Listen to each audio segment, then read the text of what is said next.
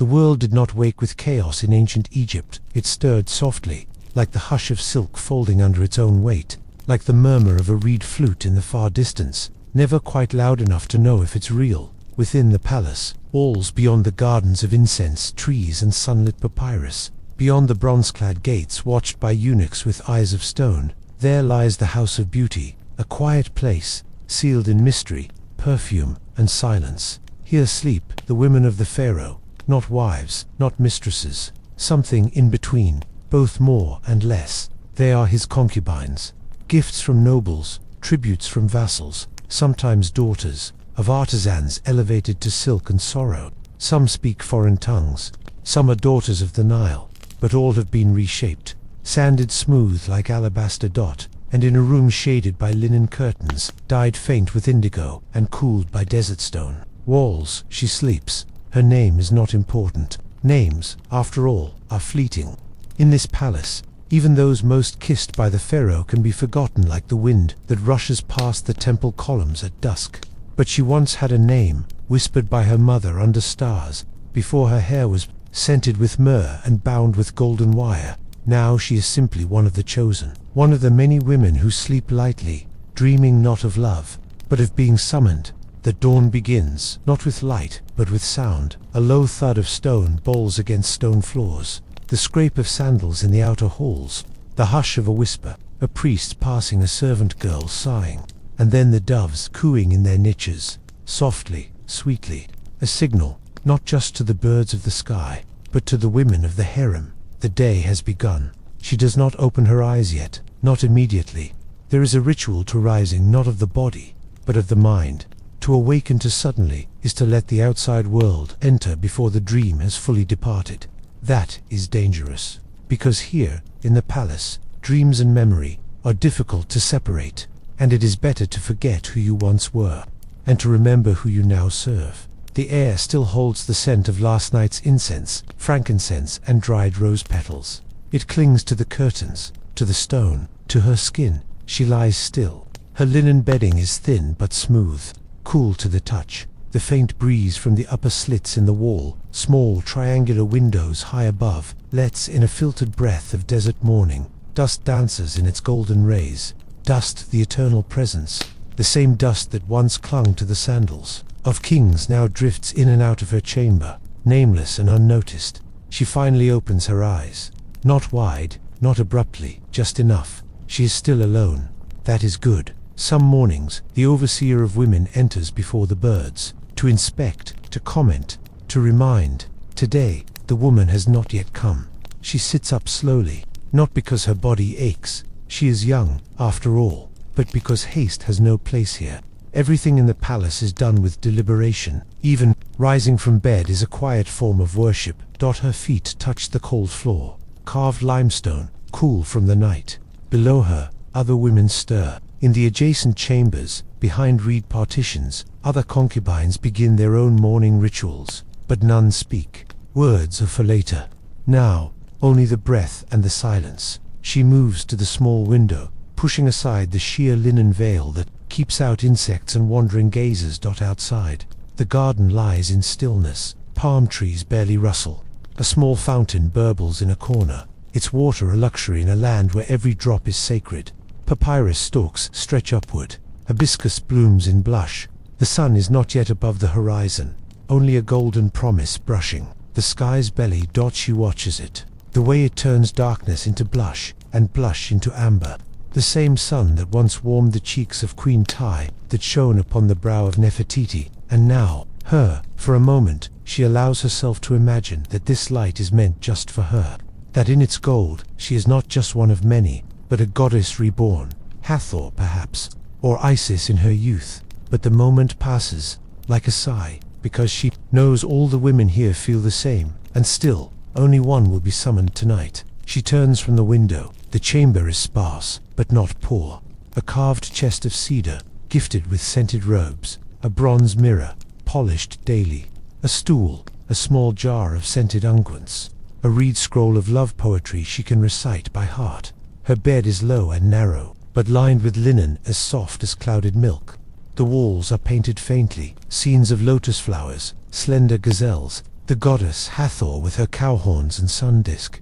These images are reminders to be gentle, to be graceful, to be calm, no matter what the day brings. The silence is broken gently. A soft knock, once, then twice. A servant girl enters. She is even younger, barely a girl, really, with her hair in tight braids and her eyes low. She carries a basin of warm water, infused with crushed mint and petals. The concubine dips her hands first, then her face. Then, carefully, she begins to undo the braids she tied herself last night. Her hair spills around her like ink in water. Red gold, or deep black, or sandy brown, it doesn't matter. Whatever color it has been oiled and combed to shine. The pharaoh favors luster. The overseer measures it with her eyes. The servant brushes gently, 100 strokes in silence, each one a quiet prayer. The basin is removed. Fresh linens are laid out.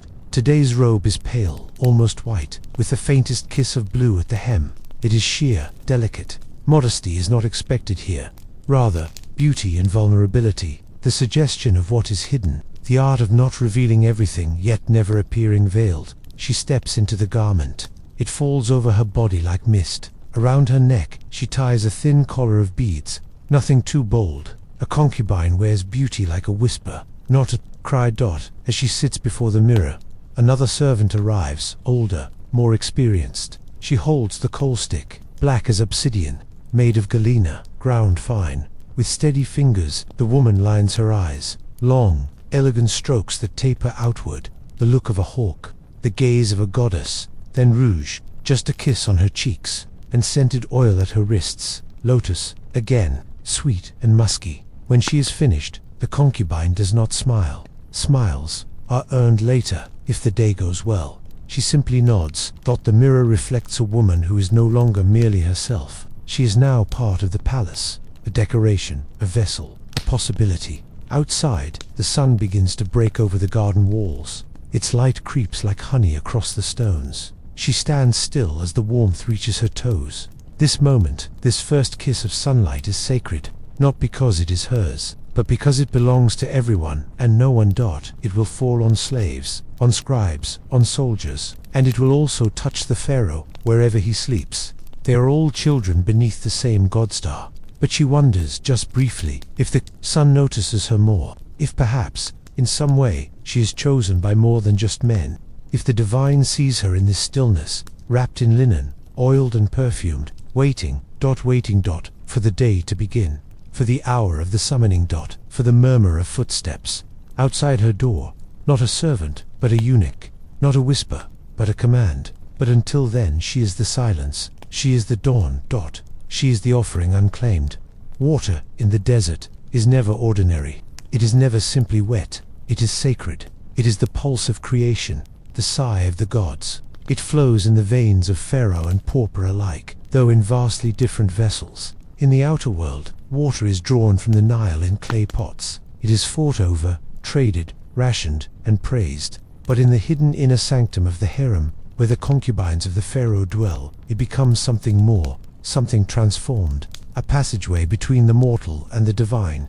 A curtain that one steps through, to shed the dust of the self, and to emerge anew, not as a woman, but as a sacred offering. The bath is not simply a task, it is a ritual. She stands now, barefoot, beside the pool. The sun has risen, but its heat has not yet burned the stone beneath her toes. The courtyard in which she stands is quiet, enclosed by high walls adorned with painted vines and open lotus. At the center lies a sunken pool, carved in limestone, shallow but wide, with smooth steps descending into stillness. This water has not been touched since the stars were visible. It was drawn before dawn by silent servants, filtered through linen cloth, perfumed with crushed mint and bruised blue lotus petals. Its surface now holds a thin shimmer of oil and flower. It is so still, so perfectly undisturbed, it appears more like polished obsidian than water. And she, the concubine, stands at its edge, breathing slowly, her robe gathered loosely at her collarbones. There is no rush. No one rushes in the house of beauty. Even the smallest act is deliberate, layered, slow, as if time itself were hesitant to interrupt the silence of women. Two servants stand behind her. Their hands are folded. They wait for her to decide. Though she holds no true power here, Her body at this moment is sacred, and so they treat it with a careful, studied reverence. She nods, and the robe falls, like fog, slipping from the white parchment, releasing a prayer to the air. It slides down her shoulders, past her hips, pooling at her ankles without a whisper. She steps out of it, and now she is bare beneath the sky. There is no shame in this. In this courtyard. No men enter, only women and eunuchs pass through these gates.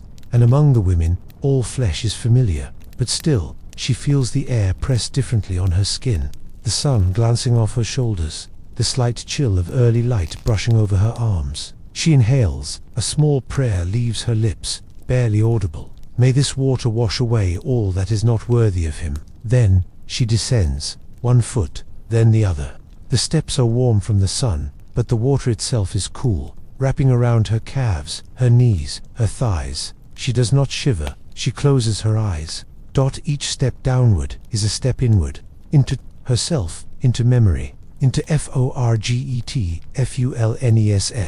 By the time the water reaches her ribs, her hair floats around her like a black halo.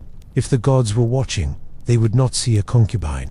They would see a sacred river maiden, a priestess of the Nile, a shadow of Isis. She lowers herself further. Now she is submerged to her neck. The water carries her. It holds her without hands. She lets her limbs float, lets the water take her weight. She is not solid now. She is no longer a body. She is a thought, drifting. The two servants kneel at the edge. One carries a jar. It is unmarked, but she knows the scent, sandalwood and honey, mixed with milk and powdered alabaster, the sacred cleansing balm. The other holds a stone dish, a piece of porous pumice from the mountains far in the east, gifted by a noblewoman whose own daughter failed to bear the Pharaoh a son. All things in the palace carry stories, even stones, especially stones. Without a word, they begin. The bomb is poured into the water, a slow stream like golden thread unwinding. It curls around her, swirling in gentle clouds. It smells of warmth, of temples, of skin kissed by summer.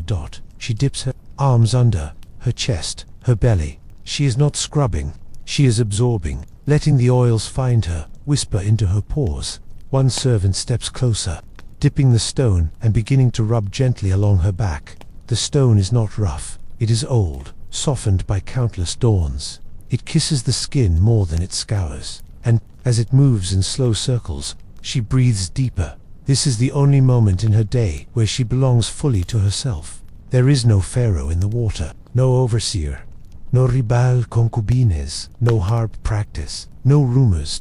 Only silence and breath, and the echo of her own heartbeat. She closes her eyes, and she remembers nothing, because to remember is dangerous. To remember childhood, or a lover, or laughter under palm trees, these are luxuries she cannot afford. In this pool, she is born again each morning, from the water, from forgetfulness. A second bomb is added now, crushed lotus and resin. This one is for perfume. Her skin, when dry, will carry this scent all day, even if she is not summoned. Even if the Pharaoh does not speak her name, she must always be ready, always be fragrant, always be beautiful, even in stillness. The servant lifts her hair. A copper bowl is filled with clean water and poured slowly over her scalp. Another bomb, thicker, is worked through the strands, a mixture of cedarwood and oils, passed down from priestess to priestess for centuries.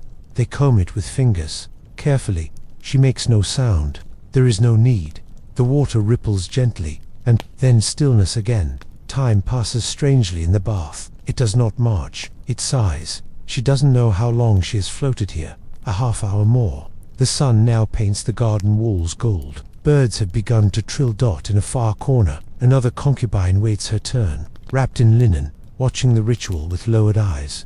But this moment, this ritual, is hers alone. At last, she rises. Not quickly, as if ascending from a dream. Water runs from her skin like pearls, trailing down her legs, her spine, her arms. She does not wipe it away. She lets it fall. Let it feed the thirsty stones. Let the ground remember her. The servants hold out a fresh linen robe. It is thinner than the one before. It will cling, slightly, until she dries, but it is soft, newly woven, washed in Nile water and dried by temple women under moonlight. She steps into it. They pull it closed. They do not tie it. That will come later. Before she leaves, she stands once more at the edge of the pool, and she bows to the water, to the silence, to the goddess hidden in the ripples. The water does not speak, but it has taken something from her each morning. She gives it a small sorrow, a tiny fear, a forgotten hope. In return, it leaves her smooth, fragrant, weightless, ready. She steps out into the garden, the robe whispering round her ankles. The sun is higher now. The courtyard bustles in silence. Other concubines begin their own rituals, some in the bath, some at the harp, some before mirrors, all of them beautiful, all of them waiting. But she is ready to be chosen. Should the Pharaoh's eunuch appear by the 10th hour, she will be clean, she will be soft, she will smell of cedar and lotus and dusk. Her skin will glow in the candlelight, her hair will carry the oil of temples. And her mind will be empty of everything except the shape of him, his voice, his breath. This is what the ritual has done. It has made her forget her own name. It has erased the girl who laughed by the riverside. It has removed the memory of a kiss stolen under the fig tree. It has even taken her reflection, for the mirror lies untouched, waiting in her chamber. But in return, it has made her perfect. And in this place, perfection is a kind of survival, a shield, a prayer, a price. She walks now back toward the hallway. The door to her chamber is open. Inside, warm linen towels wait, scented unguents, the overseer's judgment, a harp string waiting to be plucked. But for this one moment, as the water dries on her skin and the air wraps her in golden breath, she is still connected to the sacred, still more spirit than flesh, still not yet claimed, still, for just one moment longer, herself. There is a hush in the chamber, a stillness too quiet to be silence, as if the walls themselves are listening. The air smells faintly of beeswax and oil-soaked linen, warmed by the sun now reaching its fingers through the high slits of the harem walls. A thin beam of golden light rests across her collarbone like a blessing. She does not speak. No one does. Here, in this moment, speech would be profane. It is the time of adorning, a sacred hour, poised delicately between the raw self and the presented illusion, between what she is, a woman of soft flesh and fluttering thought, and what she must become, a living offering, a breathing ornament, a silence gilded in gold. She sits on a stool made of sycamore, carved long ago, its legs shaped like lotus stalks. The cushion beneath her is firm. She does not squirm, though her back aches faintly from the posture she must maintain. Straight, poised, as still as a statue awaiting paint. Behind her stand the two women responsible for her transformation. They are not servants, not quite. They are artists, chosen for their hands, their steadiness, their inherited skill passed from mother to daughter through generations of palace. Women. One of them begins with her hair. The oils used are sacred. Cedar from Byblis, thick and dark. Moringa oil, drawn from seeds, pressed by priestesses in the temples of Hathor.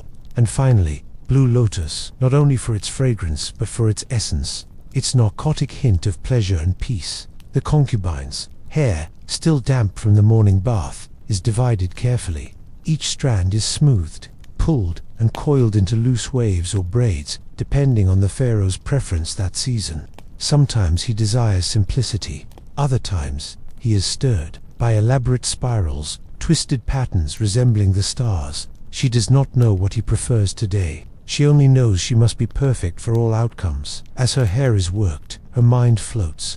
She watches dust motes dance in the sunlight. She counts her breaths. She tries not to think of the other women, of who has been summoned before, of who might be tonight. Those thoughts weigh too heavily on freshly oiled skin. When her hair is finished, the woman behind her steps away. Another takes her place. She holds a box carved from ebony, inlaid with ivory. It opens with a quiet sigh. Inside are the colors, the paints and powders, the minerals ground from the bones of the earth, the pigments kissed by God's dot. They are not cosmetics, they are symbols. First comes the coal, made from galena, crushed into the finest powder, mixed with oil and sometimes the tears of bitter herbs. The brush is a thin reed, delicate, precise. She closes her eyes, as it is drawn across her lower lid, then the upper. The line is long. It tapers out past the corner of her eye, rising slightly. This is not vanity, it is vision. In Egypt, the eye is sacred, the eye of Horus, protector, revealer, the watcher of truth. Her eyes must be larger than they are. wider, more expressive. They must seduce without begging, promise without speaking. Next comes the malachite, green powder, ground from sacred stone. It is dusted gently beneath her brow, a faint shimmer to catch the candlelight, then red ochre for her lips, but not all over, just the center, blotted like a fruit just bitten, a petal just kissed by dew. And finally, the cheeks, rouge, like the inside of a pomegranate, not because the Pharaoh likes red, but because the Pharaoh likes life, warmth, health, a face that looks as though it has been flushed by laughter, by desire, by dance. Even if she hasn't laughed in weeks, the woman painting her face never meets her eyes. She is focused, precise, that she has done this ritual hundreds of times. She knows that a fraction of an inch too wide on the coal stroke could make a concubine look tired, or worse, old, and that could be a death sentence, metaphorical or literal. When the face is finished, the ornaments are brought, a tray of gold and gemstone, laid out like a sacrament. The concubine does not choose, she is chosen. The head adorner enters now, the only one allowed to speak. She examines the woman seated on the stool, her skin, her jawline, her neckline, her hair. She murmurs, then points. A wide collar of turquoise, carnelian, and lapis lazuli is lifted and draped across the concubine's shoulders. It is heavy, that is intentional. Beauty should weigh something. It should remind you of what it costs. Next, earrings, thin hoops of gold, shaped like papyrus stems. Then bangles, 7 on one arm, 9 on the other. Odd numbers are sacred. Each bangle is warmed first between palms, then slid on with a slight press. They make no sound. She must be graceful enough that even her jewelry does not announce her. Her fingers are dipped in scented oil. Then a small amount of powdered gold is pressed into the nail beds. They shimmer, but subtly. A ring is added to her thumb, a small serpent winding upward. Its eyes tiny emeralds. Not all women are given this ring, only those recently favored. She does not know what it means that it is offered again today. It could mean nothing. It could mean everything. Finally, her robe is exchanged. The previous one, plain and drying, is removed. This one is sheer, white linen, almost translucent, pleated finely, hand-woven by temple virgins. It clings to her like smoke. Beneath it, a thin girdle of gold thread. It is not for function. It is for illusion, to suggest shape, to imply softness, to tease boundaries. Across her chest, a sash is draped, dyed with crushed murex shell, royal purple, the color of pharaohs and high priests. It is a signal. If she is seen today in the inner court, the others will know she has been selected, or is being prepared to be. The head adorner steps back. She tilts her head. Her gaze lingers, not with admiration, but with calculation. She gives a small nod. The ritual is complete, but the concubine does not rise yet. She is not done. Now comes the most difficult part. To sit, fully adorned, every part of her a symbol, every inch curated, and to feel nothing, no pride, no fear, no hope, no sadness. She is to exist as an object of reverence, a human statue, a crafted silence. Even the gods do not move unless invoked. She must wait. In the corner, incense is lit, frankincense and myrrh, thick and ancient, the kind of smoke that once filled tombs and temples. Drifts around her now, curling over her adorned hands, her cheeks, her lips. It softens her, blurs her. She is now less a person than a vision. She closes her eyes. She breathes deeply inside. Her two selves battle, the girl she once was, and the vessel she has become. But the girl is quiet today, too tired to fight, too distant to weep. Outside, the hour is changing. The inner court has awakened. The overseer has begun her rounds. Servants rush quietly from corridor to corridor. Harps begin to be tuned. Perfume is poured into braziers. Somewhere, the Pharaoh has stirred. Perhaps he has spoken her name. Perhaps he has not. She does not allow her heart to hope. Hope is dangerous. Hope makes the bangles rattle. Hope makes the hands tremble. She cannot afford that. A knock comes at the chamber door. Soft, measured. Not a eunuch, just a messenger girl. She enters, bows, and announces, "You are to be seen in the garden court at midday." Then she leaves. The message is ambiguous. It is not a summoning. Not yet, but it is closer than before. She nods once, and the head adorner returns, this time with perfumed oil in a small alabaster jar. She lifts a drop and presses it behind the concubine's ear, between her breasts, and on the inside of her wrists, it is made from wild acacia and sacred jasmine, a final seal, a scent. The pharaoh has been known to follow through 3 chambers, past 4 other women. If she walks through the garden and the wind is right, perhaps he will find her. She rises, now slowly, carefully, like a queen ascending a dais, like a statue coming to life. She walks to the mirror. It is polished bronze, wider than most, framed in ivory.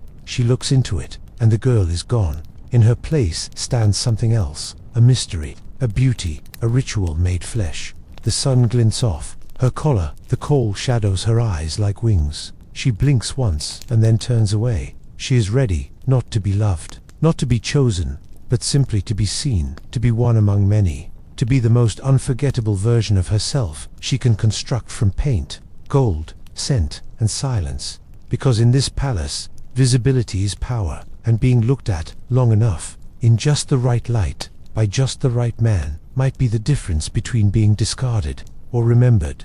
There are no random moments in the life of a pharaoh's concubine.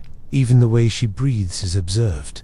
Even the thread that touches her skin must be chosen, not for comfort, not for ease, but for meaning, for effect, for presentation. End. So, after the ritual bathing, and after the careful adorning of hair and eyes and lips, there comes the choosing of linen, a ritual quieter than prayer, more sacred than incense, more perilous than the walk to the king's chamber itself, because what she wears may determine whether the pharaoh's eyes pause or pass by. She stands now in the dressing chamber. It is smaller than the bathing court, darker than the room where she was painted with kohl and rouge, but here the light is intentional. It spills only from one narrow high window, falling like a sunbeam from the gods, illuminating exactly one place in the room, the pedestal of linen. The pedestal is simple, a slab of polished stone, cool, unmoving, as indifferent as fate itself. On it lies a stack of carefully folded linens, each layered by hand, each separated by a whispered-in veil of perfumed gauze. There are only 6 today. Sometimes there are 8. Once, there were only 3, and she knew then that her favor had slipped. Each linen is different, different in weave, in sheerness, in length, in tone. Each speaks a language without words, and it is up to the overseer of linens, a severe woman whose age no one dares guess, to decide which whisper shall be worn. The concubine does not touch the stack. That is forbidden. She stands motionless near the pillar, her feet on the marked tiles, her arms at her sides. The room is silent, save for the sound of linen shifting under the overseer's hands, a sound so soft it resembles breath. The overseer circles her once, then again, eyes narrowed, examining the slope of her shoulders, the curve of her back, the width of her hips, the shadow between her collarbones. She does not speak. No words are needed. She has been choosing linens for the pharaoh's women since the time of his father. She can read a woman standing in the court by how her wrist rests against her thigh. The concubine holds her breath, not out of fear, but out of hope. Hope that today, perhaps, the linen chosen will be thin enough to entice, but opaque enough to preserve a whisper of mystery. There is a balance, and it is narrow. To sheer, and she is vulgar. Too modest, and she is forgotten. That overseer pauses at the 4th linen. Her fingers press it, lift it, let it fall. It is a blue-toned white, with a vertical weave, the kind that clings and drapes but does not reveal. She glances at the concubine. No smile, no gesture, just a nod. To assistants step forward and lift the linen from its resting place. The ritual begins. The concubine raises her arms, not all the way, only to the height of her ribs. Any more would signal impatience. The linen is unfolded with care. It breathes as it opens, like a bird stretching its wings, like a sigh turned into fabric. The assistants approach her, their hands soft but swift. The linen is lowered over her head. It brushes her hair, her shoulders, her breasts, her hips. It settles like mist. The air changes. Something has shifted. She is no longer naked, but she is not covered either. She is draped. That is no word for this in the tongue of farmers or merchants. It exists only in this world, this closed garden of women who serve the king, but must not touch his throne. She looks down. The linen catches the light in tiny ripples, each fold a choice made by hands more experienced than hers. It is translucent in some places, especially around the thighs. Elsewhere, it gathers, softening what is sharp. veiling what is sacred. It does not bind. There are no seams, no ties, only the weight of the cloth against her skin. She walks to the mirror. The mirror in the linen chamber is tall and thin. It distorts nothing. It flatters nothing. It shows exactly what the Pharaoh will see, from the angle of his throne, from across a hall, from behind a gauze curtain while music plays and dancers swirl. She stands before it. She sees not just her reflection, but her possibility. There is a breeze from the window. The linen lifts, almost imperceptibly. Her outline is momentarily suggested, like a thought half-formed. The overseer watches. She says nothing, but her eyes flicker. It is enough. The choice has been made. Well, today, the concubine steps back from the mirror. One assistant approaches with a small sash, barely a ribbon made of twisted gold thread. She does not tie it tightly, just a gentle knot at the hip, enough to suggest symmetry, enough to suggest intention, nothing more. And then come the final touches, the accessories, not jewelry. That was in the adorning chamber. Here, the finishing pieces are textile, ornaments, a sheer veil, to be draped loosely over one shoulder, not to cover, but to distract, to catch light, to make the viewer wonder what lies beneath the part that is not hidden. A faintly colored shawl dyed with saffron and pomegranate rind, to wrap around her arms when she is seated. It serves no function. It is not for warmth. It is there, to invite removal. When all is complete, the concubine turns. She stands again on the center tile. The overseer of linen circles her once more, then speaks. Let her be seen. And with that, the concubine is no longer dressing. She is dressed. She is not merely adorned. She is presented. But she does not yet leave, not immediately. There is still the walk to the waiting chamber, still the slow descent down the painted hallway where other concubines may wait and watch, their eyes flicking, their lips tight, their thoughts impossible to read. And so she lingers. She looks once more at her reflection, and she sees, not herself, not the girl who once ran barefoot by the reeds, laughing in the rain, but a version of herself constructed, designed, polished, armored, in linen. Linen, in Egypt, is more than cloth. It is sacred. It wraps the bodies of kings in death. It swaddles the gods in ritual. It veils temple altars. It carries prayers. And now, it carries her. It will determine how she is seen, how long the Pharaoh's eyes linger, how quickly he grows bored, whether she is summoned tomorrow, or forgotten by sunset. She has heard stories of concubines undone by a fold that clung wrong, by a sash that slipped, by a veil too daring, or too dull. There are no second chances in the palace. The Pharaoh's gaze is final, and so, though she breathes steadily, though her shoulders are relaxed, her heart beats fast beneath the linen, because she knows, this is not just clothing, this is her fate. A servant appears at the doorway, a quiet gesture. It is time. She steps forward. The linen sways, weightless, obedient. The sash dances softly against her hip. The veil catches the light, like gossamer, and she walks as though she has not rehearsed this moment 1,000 times in her mind, as though she is unaware of how the cloth shapes her, as though she is simply moving through her day. But she knows that every eye she passes is a test, that every shadow watches, that even the gods may judge her for how she wears this linen, this sacred cloth, this chosen veil, this thin, whispering thing between her and oblivion. The linen still whispers around her ankles. Her skin is fragrant with oils of the morning, her hair set like a priestess carved into temple walls. But now, as she passes through the shadowed corridor of alabaster columns and stepped niches, she is no longer just a reflection of beauty. She is hunger and caution. She is silence waiting for nourishment, because now begins the hour of the first meal. And in the house of beauty, even eating is an offering, not a pleasure. It is an art, not a satisfaction. It is a test, not a gift. There is no feast. There are no golden platters. There is no roasted goose, no pyramid of figs, no honey-soaked cake sliced wide and welcoming. That is for the Pharaoh, the viziers, the favored sons of the Nile. Here, in the concubine's quarter, the meal is not to indulge, it is to maintain, to discipline, to preserve beauty without inflaming appetite, to remain desirable, not desiring. She enters the meal room. It is round, domed, open at the top with a narrow oculus that filters the sunlight like a distant prayer. The walls are painted with faded murals of papyrus and swan.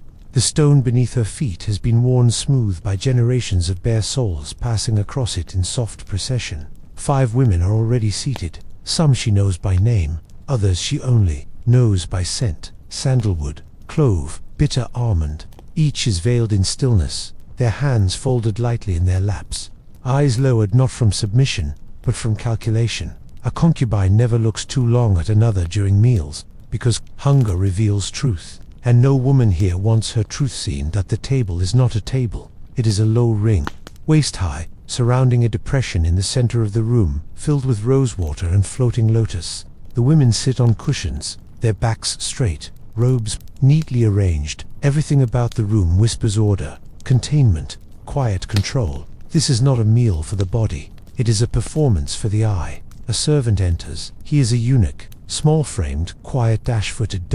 In his hands he holds a lacquered tray lined with woven reed, upon which rests 6 shallow dishes. Each dish holds 3 things, only 3: a folded fig leaf containing soaked barley and honey, a small square of dried date, dusted in crushed almond, and a wedge of goat cheese, no larger than a thumb print. The concubine watches as the dishes are placed before each woman in careful sequence. There is no clatter, no utensils, only fingers and timing. When her dish is placed before her, she does not reach for it, not immediately. To touch food without invitation is to be seen as greedy, and greed is unbecoming. Instead, she waits. She watches the reflection of her own breath disturb the rose petals floating in the water nearby. She counts it: 1, 2, 3. Then, when the eldest woman present lifts the fig leaf, the others follow, including her. The barley is warm, softened in milk before dawn, folded into the leaf with honey harvested from hives behind the palace kitchens. She pinches a small amount with her fingers, not more than a grain cluster the size of her thumbnail. She lifts it to her mouth. No smacking, no chewing. The barley must dissolve. The taste must be allowed to linger, then vanish. To eat quickly is to invite scrutiny. To finish early is to wait awkwardly, like a child caught with sticky hands. And so she chews slowly, barely. Her tongue presses the grains against the roof of her mouth. She closes her eyes as if tasting a vision. In truth, she tastes very little, but the act must appear devotional. The date is next. The almond dust falls lightly to the linen of her lap as she lifts it. Its sweetness is richer, almost sinful. She must be careful. Too much sugar clouds the mind, flushes the skin, lifts the voice. She takes only one corner of it. The rest she leaves, perfectly arranged, untouched, as if to say, yes, I have known pleasure, but I choose restraint. The cheese is last. It is soft, barely salted, its edges curled slightly from the morning warmth. She does not eat it, not yet. To eat all 3 items without pause is to show simplicity, naivete, predictability. She wants to be remembered, but never read, and so she places the cheese back on the dish. A statement: I am not yet hungry. Across the ring, another concubine shifts her cushion. The movement is tiny, almost imperceptible, but it signals something: impatience, restlessness. The concubine notes it, but keeps her gaze low in the meal room. Even posture is language. Water is served in small alabaster cups. It is not cold. The Pharaoh believes warm water keeps the body aligned with Ra's chariot, and so it is warm. She lifts the cup. She does not sip yet. She watches the steam curl upward, a pale finger of mist in the shaft of sunlight. She imagines it brushing her cheek like memory, then drinks 1 sip. No more. Enough to wet the tongue, to clear the throat, to cleanse the spirit of the cheese she did not eat. Conversation is not forbidden during meals, but it is discouraged. If one speaks, it must be poetry, a line of song, a quote from the scrolls of love, a remembered phrase from the writings of Seshati. She speaks nothing today, but listens. One of the younger women recites a verse. The sun tastes her lips in the morning, and forgets to rise again for others. It is bold, a calculated move, a reminder that she has recently been chosen. The concubine nods softly, not in approval, but acknowledgement. She is not threatened, not yet. The sun has shifted. The light in the room now casts shadows across the rose water pool. The petals have drifted to the edges, a sign. The meal is ending, one by one. The women rise, silently, gracefully. They bow slightly, not to one another, but to the center. to the water. It is the meal's heart after all. The stillness, they must reflect. She stands now. Her knees ache slightly from the long stillness, but her face does not show it. She walks from the room in slow, measured steps. Her linen whispers again, soft and obedient. The scent of honey lingers behind her. Back in her chamber, the afternoon waits. She has passed the morning trials, the bath, the adornment, the choosing, the meal. Each one a ritual, each one a net. She has not stumbled. She has not spoken out of turn. She has not finished her food. She is still in the running, still possible. She sits now on her stool. A harp rests nearby. She will pluck it soon, just a few notes, enough to stay remembered in case someone listens from beyond the curtain. She does not eat again until sunset. That meal, too, will be measured, observed, controlled. But for now, her hunger sits with her. It is not unbearable. It is part of the rhythm. She has learned to live with it, this quiet ache in the belly, this empty space. It sharpens her, reminds her that she is still waiting, still in pursuit, still one of many, but maybe, just maybe, still seen. Before the sun reaches the upper stones of the harem walls, before the first harpstring is plucked, before linen is draped and coal is drawn, there is a moment in the hush of the early morning, quiet, expectant, when the concubines of Pharaoh rise for offerings and blessings. It is not a grand ritual. It is not for show. There are no priests here, no trumpets or dancers, no golden statues or public prayers. But in its silence, it is one of the most sacred acts of the day, because it is done without being seen, because it is done while the world still sleeps, because in the house of beauty, a woman's spirit must be cleansed before her body. The air is cool when she wakes. The stone floor holds the memory of the night. The papyrus mat beneath her is thin, the linen sheet over her even thinner. She does not stretch. She does not groan. She simply rises. Movements slow, exact. Her chamber is not large, just a bed, a stool, a basin, a mirror, a single niche in the wall where her few private belongings rest, a charm from her mother, a thread of blue glass beads, a dried fig leaf folded around a lock of hair she does not speak about. All things that must not be seen by others, all things too small to matter and yet too precious to abandon. The window slit above her bed glows faintly, a soft band of gold, barely formed. The sun is not yet visible, but the blessing hour has arrived. She opens the door to her chamber and steps out into the long corridor, the same corridor used by dozens of women. But at this hour, it is nearly silent. Only the soft shuffle of bare feet, only the hush of linen robes brushing stone. Each concubine moves alone. No one walks side by side because this moment is not shared. This moment is personal. The shrine of the morning lies at the far end of the corridor, behind a half-curved wall, just beneath a carved relief of Hathor, goddess of music, joy, motherhood, and beauty. It is a small space, circular, intimate, lit only by flickering oil lamps and the timid light of the awakening sky.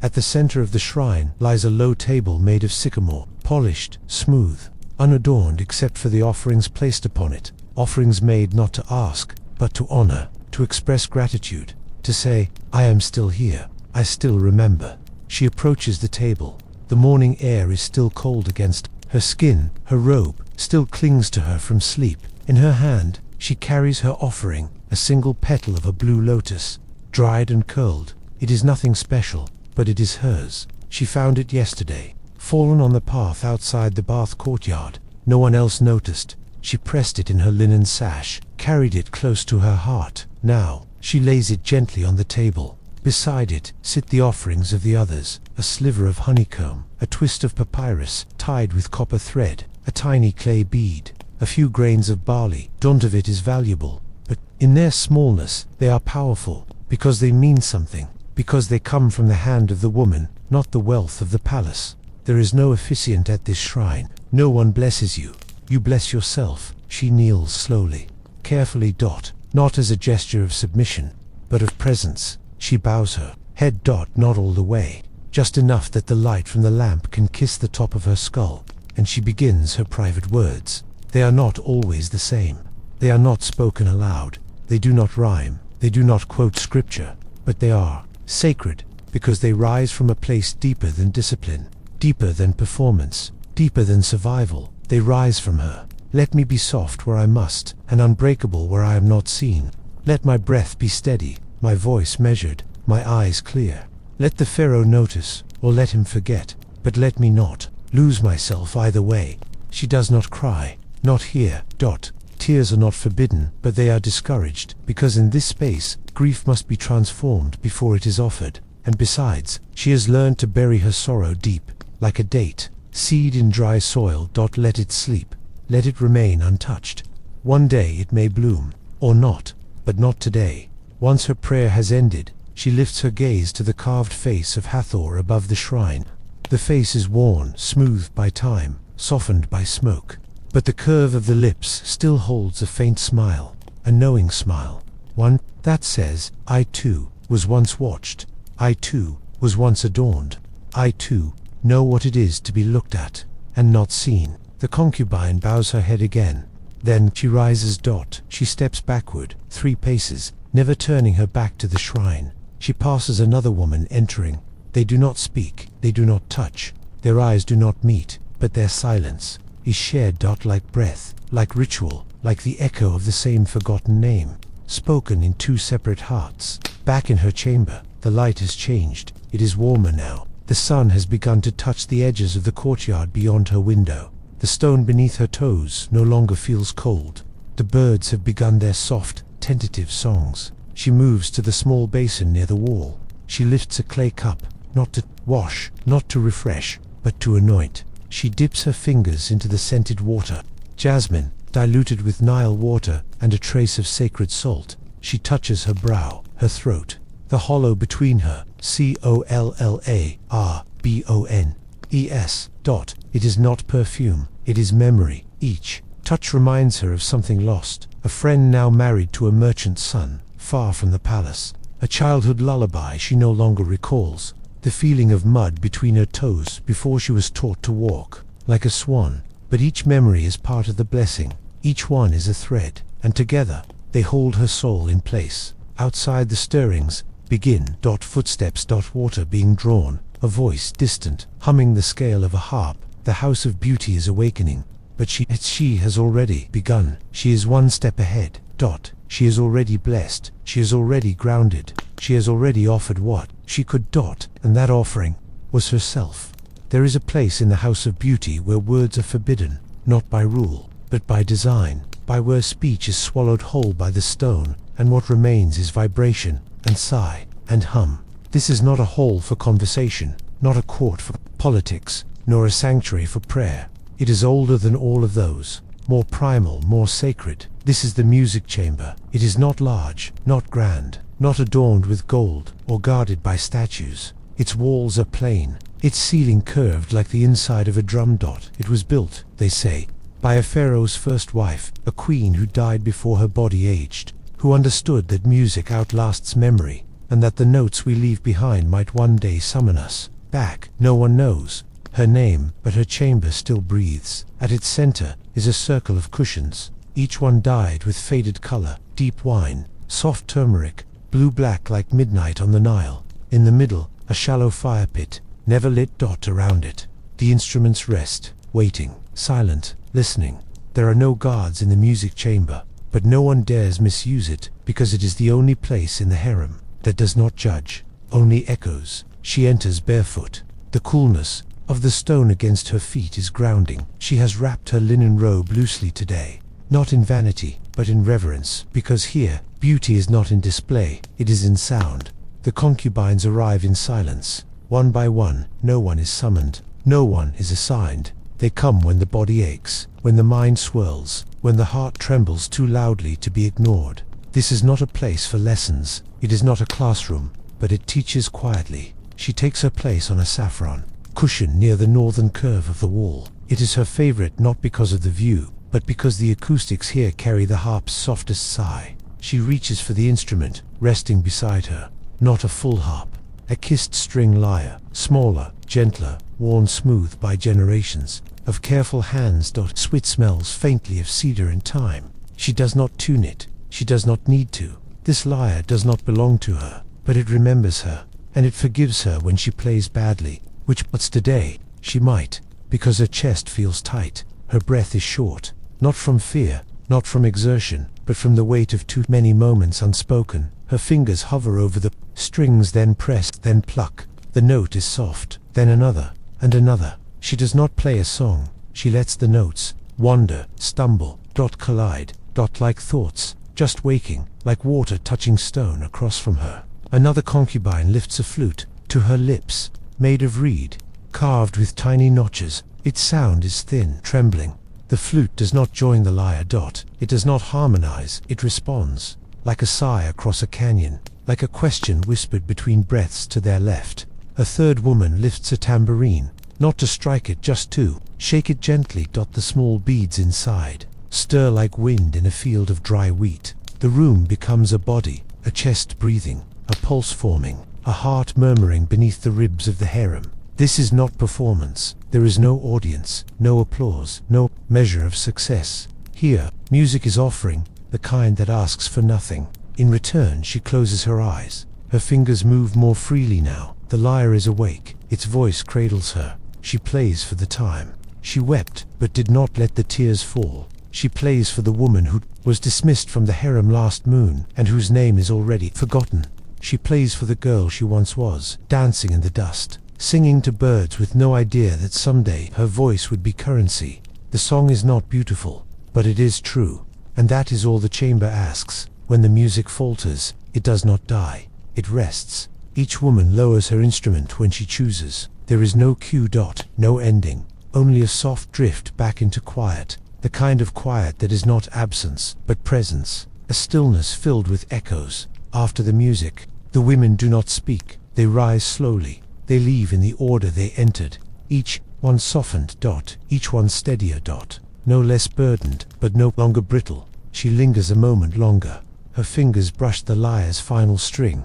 It hums low, a goodbye, a promise, a vow. She bows slightly, not to the room, but to the air that carried her sound. Then she turns, and the chamber returns to stillness. Outside, the world resumes. There are orders to obey, chores to complete, bodies to prepare. But inside her, music still stirs. It curls behind her ribs. It hums behind her eyes. It waits because she will return, because she must, because in a life designed to please others, this chamber is the one place where she can please herself, not with touch, not with praise, but with sound. A single note, a breath of reed, the hush between strings. That is her soul's language, and in the music chamber, it is finally allowed to speak.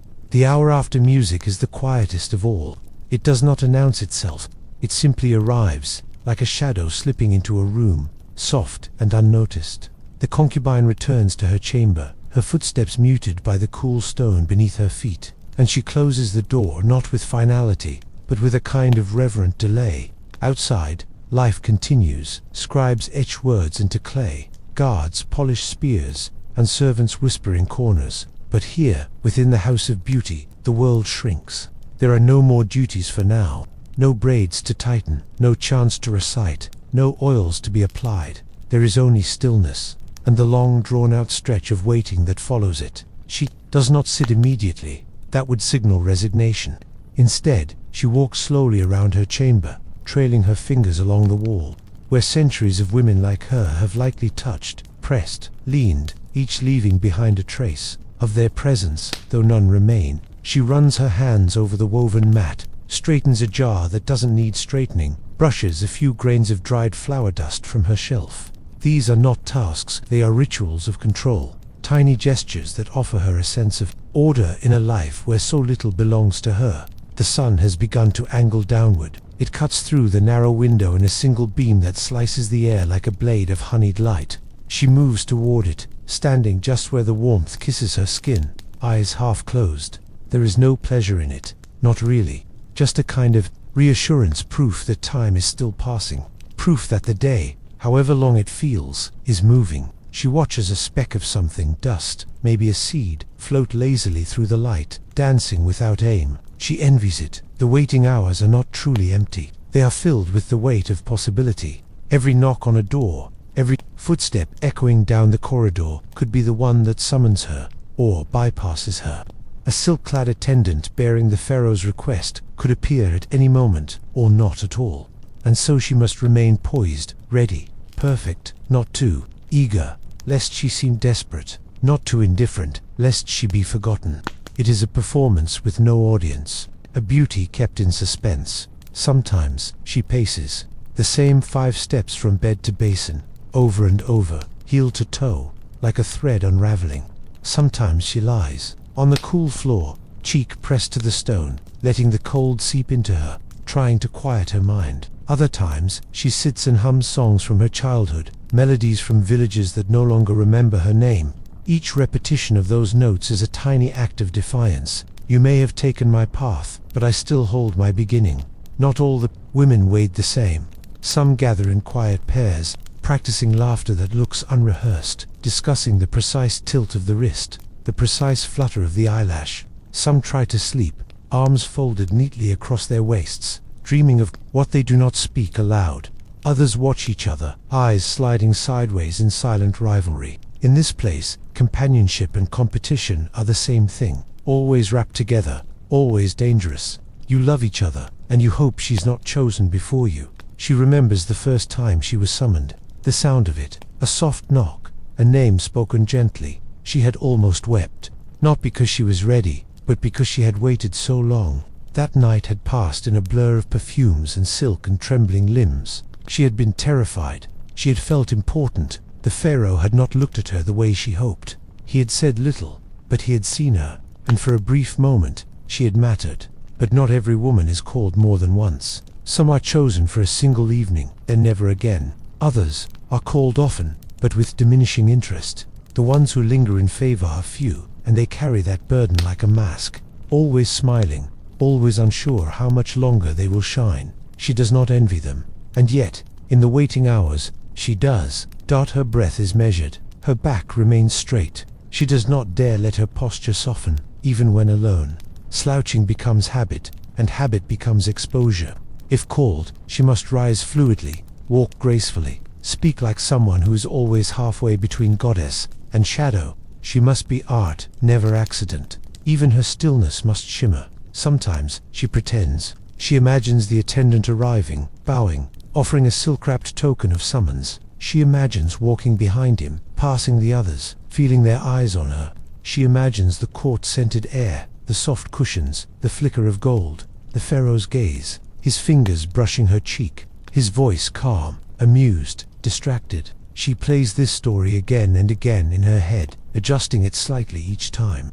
It is a lullaby of survival, but pretending has its own dangers. It makes the silence that follows louder. It makes the hours stretch longer. The fall back into reality is always steep, and so, some days, she doesn't imagine. She simply waits. She folds linen scraps into tiny animals, lets her mind drift to riverbanks and breeze-swept palms. She counts the tiles in the wall.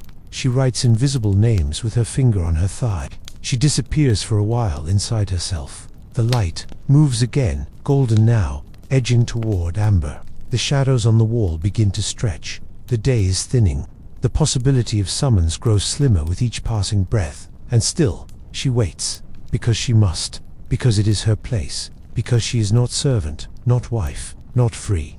She is held in this strange, delicate in-between, treasured but not secure, desired but not chosen, prepared but not promised. Sometimes, she thinks about escape, not real escape, not the kind that would carry her beyond the palace gates, but the kind that lives in memory. The scent of warm figs, the crackle of fire in the early mornings, the sound of her father sharpening tools, her mother's laughter. These thoughts are gentle rebellions. They cost nothing. They keep her from vanishing entirely. Her hands, folded in her lap, are perfectly still. But if one looked closely, they would see the tiniest tremble in her fingers. Not fear, not cold, just the echo of stillness that lasts too long. It is what happens to birds when they sit too long in cages. They twitch, not from movement, but from the memory of it. The knock does not come, not today. The footsteps that pass her door fade away. Somewhere down the corridor, another woman has been summoned. She hears the rustle of linen, the quick, practiced intake of breath, a name murmured, a soft footstep receding. She exhales, slowly, deeply, not disappointment, not relief, just acknowledgement. Another evening of quiet, another night of waiting. Rises from her stool, brushing the creases from her robe. Her body aches, not from labor, but from stillness. It is a quiet kind of exhaustion. She lights a small lamp and places it on the windowsill, not for light, but for company. It flickers there, patient, small, brave. Like her dot, she begins to unfold the adornments of the morning, the gold-threaded sash, the loop of dyed silk, the pin at her shoulder. She places each item in its place, not hurried, not resentful. They will be needed again tomorrow. The ritual will begin again, and again, and again, until a DOESN single quotes, T. And now, at last, she allows her body to sigh. She stretches. She curls her toes. She lets her shoulders slope. The mask slides off. Not all the way, just enough. Enough to breathe. Enough to remember that beneath the silk and shadow, there is still a woman. Not only an offering, not only a vessel. A woman waiting, yes, but still entirely her own. There is a space in the House of Beauty where no scent of jasmine can sweeten the air, and no soft-footed music can soften the spine. A space where even the birds that gather on the rooftop ledges fall quiet when she passes below. The concubines speak of this space in hushed tones, but only in metaphors, as though to name it directly might summon her. She who counts eyes but not tears. She who measures posture but not pain. She who oversees, not a queen, not a priestess, not a guardian, simply the overseer. Her title is older than her bones. She has served 3 pharaohs and outlasted 2 of their harems. Her presence drapes itself across the walls like heat, not violent, not sudden, but constant, inescapable. She does not raise her voice. She does not need to. Her silence is law. Her gaze alone is enough to make the youngest concubine forget how to breathe, and her approval, when given, is like a coin pressed into your palm, heavy, cold, and not to be spent foolishly. No one knows where she sleeps. Some say she doesn't. Some say she waits behind the tapestries, listening to the dreams that pass through the walls. Some believe she came with the stone itself when the House of Beauty was first carved. All that is certain is that she appears when least expected, and never when you want her.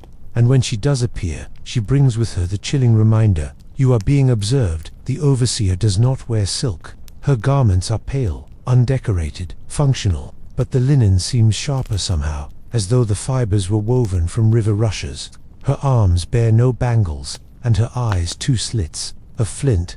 See not just bodies, but how those bodies occupy space. She can read hesitation in a shoulder blade, resistance in the arch of a foot. A tremble at the edge of a lip is as loud as thunder to her. When the concubine sees her today, it is unexpected. The sun has barely climbed the wall outside the music chamber, and yet the overseer stands already in the central courtyard, unmoving, her hands folded before her. Her shadow stretches long behind her, sharp and unbending. The women scatter like petals at the wind's touch, gracefully, respectfully, each adjusting their posture mid-step. Even the most seasoned among them cannot help but align their spines a little straighter, smooth their expressions, breathe more quietly. She does not speak. She gestures, a single hand, a tilt of the chin. It is enough. One woman steps forward, then another. Then the concubine herself is chosen. Her breath catches, but her feet obey before thought can intervene. She follows. Through arched halls, and beneath etched archways, the overseer leads them, not walking, but gliding, as if the floor parts itself in respect. The chamber they enter is windowless, high-walled, cool. A mirror stands in its center, tall, framed in ebony, and etched with lotus and vulture feathers. But the mirror is not for vanity, it is for evaluation. The concubines are told to stand before it, one at a time, to move as they've been taught, to pose and turn, to become art. The mirror does not flatter. It shows angles, shadows, the tilt of every bone. It offers no forgiveness. And standing before it, you learn exactly how much of yourself is invention. The overseer watches with folded arms. She does not instruct with voice, but with presence. If she exhales slightly, your hand is out of place. If she turns her head, your smile is too rehearsed. If she looks away, you have become invisible, a fate worse than reprimand. The concubine steps forward when her name is spoken. Her breath steadies, her feet move into place. She becomes the woman she's trained to be, fluid, poised, suggestive, without inviting. Each movement holds breath, tension, restraint. A gesture is not just a gesture, it is a question, a promise, a denial. But inside, she trembles. Not from fear of the overseer, but from the closeness to exposure. Here, she is not veiled, not mystified by perfume or flattered by candlelight. Here, she is raw design, a body under scrutiny, a flame expected to flicker without ever burning. She turns slowly, as instructed. She lets her fingers graze the air. She lets her eyes drop, then lift. The silence in the room is like water, deep, cold, and impossible to breathe in. The overseer does not comment, but her gaze lingers a moment, longer than it does on the others. Not affection, not praise, merely attention. That is enough. That is the coin, and it is as rare as it is weighty. When dismissed, the concubine bows, not to show humility, but to honor the game. Because in this room, everything is a game. Even the waiting, especially the waiting. Outside the chamber, the concubine's breath comes faster. The sun feels hotter now. Her robe clings to the skin beneath her arms. She walks slower than before. The other women do not ask what happened inside. They never do. But they watch her subtly, from the corners of their eyes. And she knows. A single gaze from the overseer can shift your position in the delicate architecture of the harem. You become more or less. The overseer does not appear every day. But when she does, her absence lingers even longer than her presence. After she leaves, the corridors feel different. The air is heavier. Every reflection in a bowl of water, every echo off a polished floor, seems to carry her outline. Even in sleep, her presence folds itself into dreams, as a figure at the door, a shadow behind a screen, a voice that is never heard but always understood. No one speaks of what she wants. Some say she had a child once, hidden away, sent down the river like a whisper.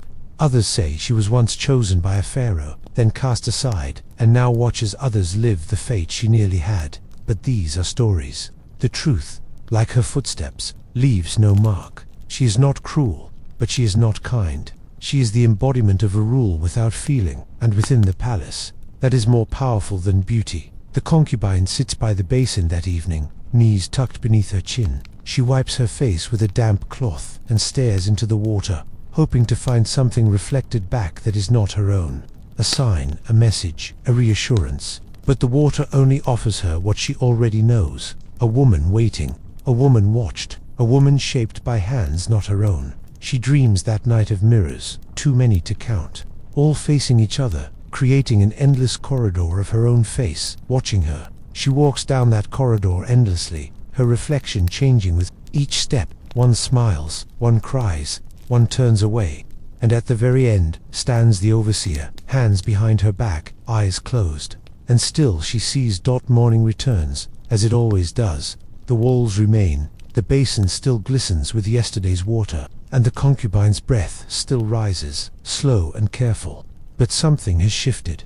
A slight edge in her spine, a sharper tilt of the chin, a silence more practiced than before. Not fear, not pride.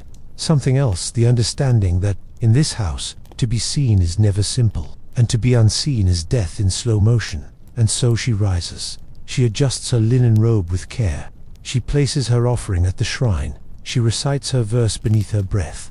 And as she walks the corridor, her steps are quieter than ever before, because she knows now, the overseer is not a woman. She is a presence, a rule carved into the very bones of the House of Beauty. And no matter how softly you breathe, no matter how gently you live, she is always listening. There are no battle cries in the House of Beauty, no swords drawn or banners raised, and yet wars are waged here, softly, gracefully, behind half-lowered lashes and polished copper mirrors. They are wars of silence, of glances that hold too long, of laughter that curves just a little too sharply. There is no victor, only survivors. And the battleground is always the same, the space between one woman and another. The harem is not a sisterhood. It is a garden of delicate vines, each one growing with the knowledge that the other may strangle it if given the chance. Affection exists, real, warm, even fierce, but it lives beside comparison, resentment, and a fear so quiet it is almost indistinguishable from longing.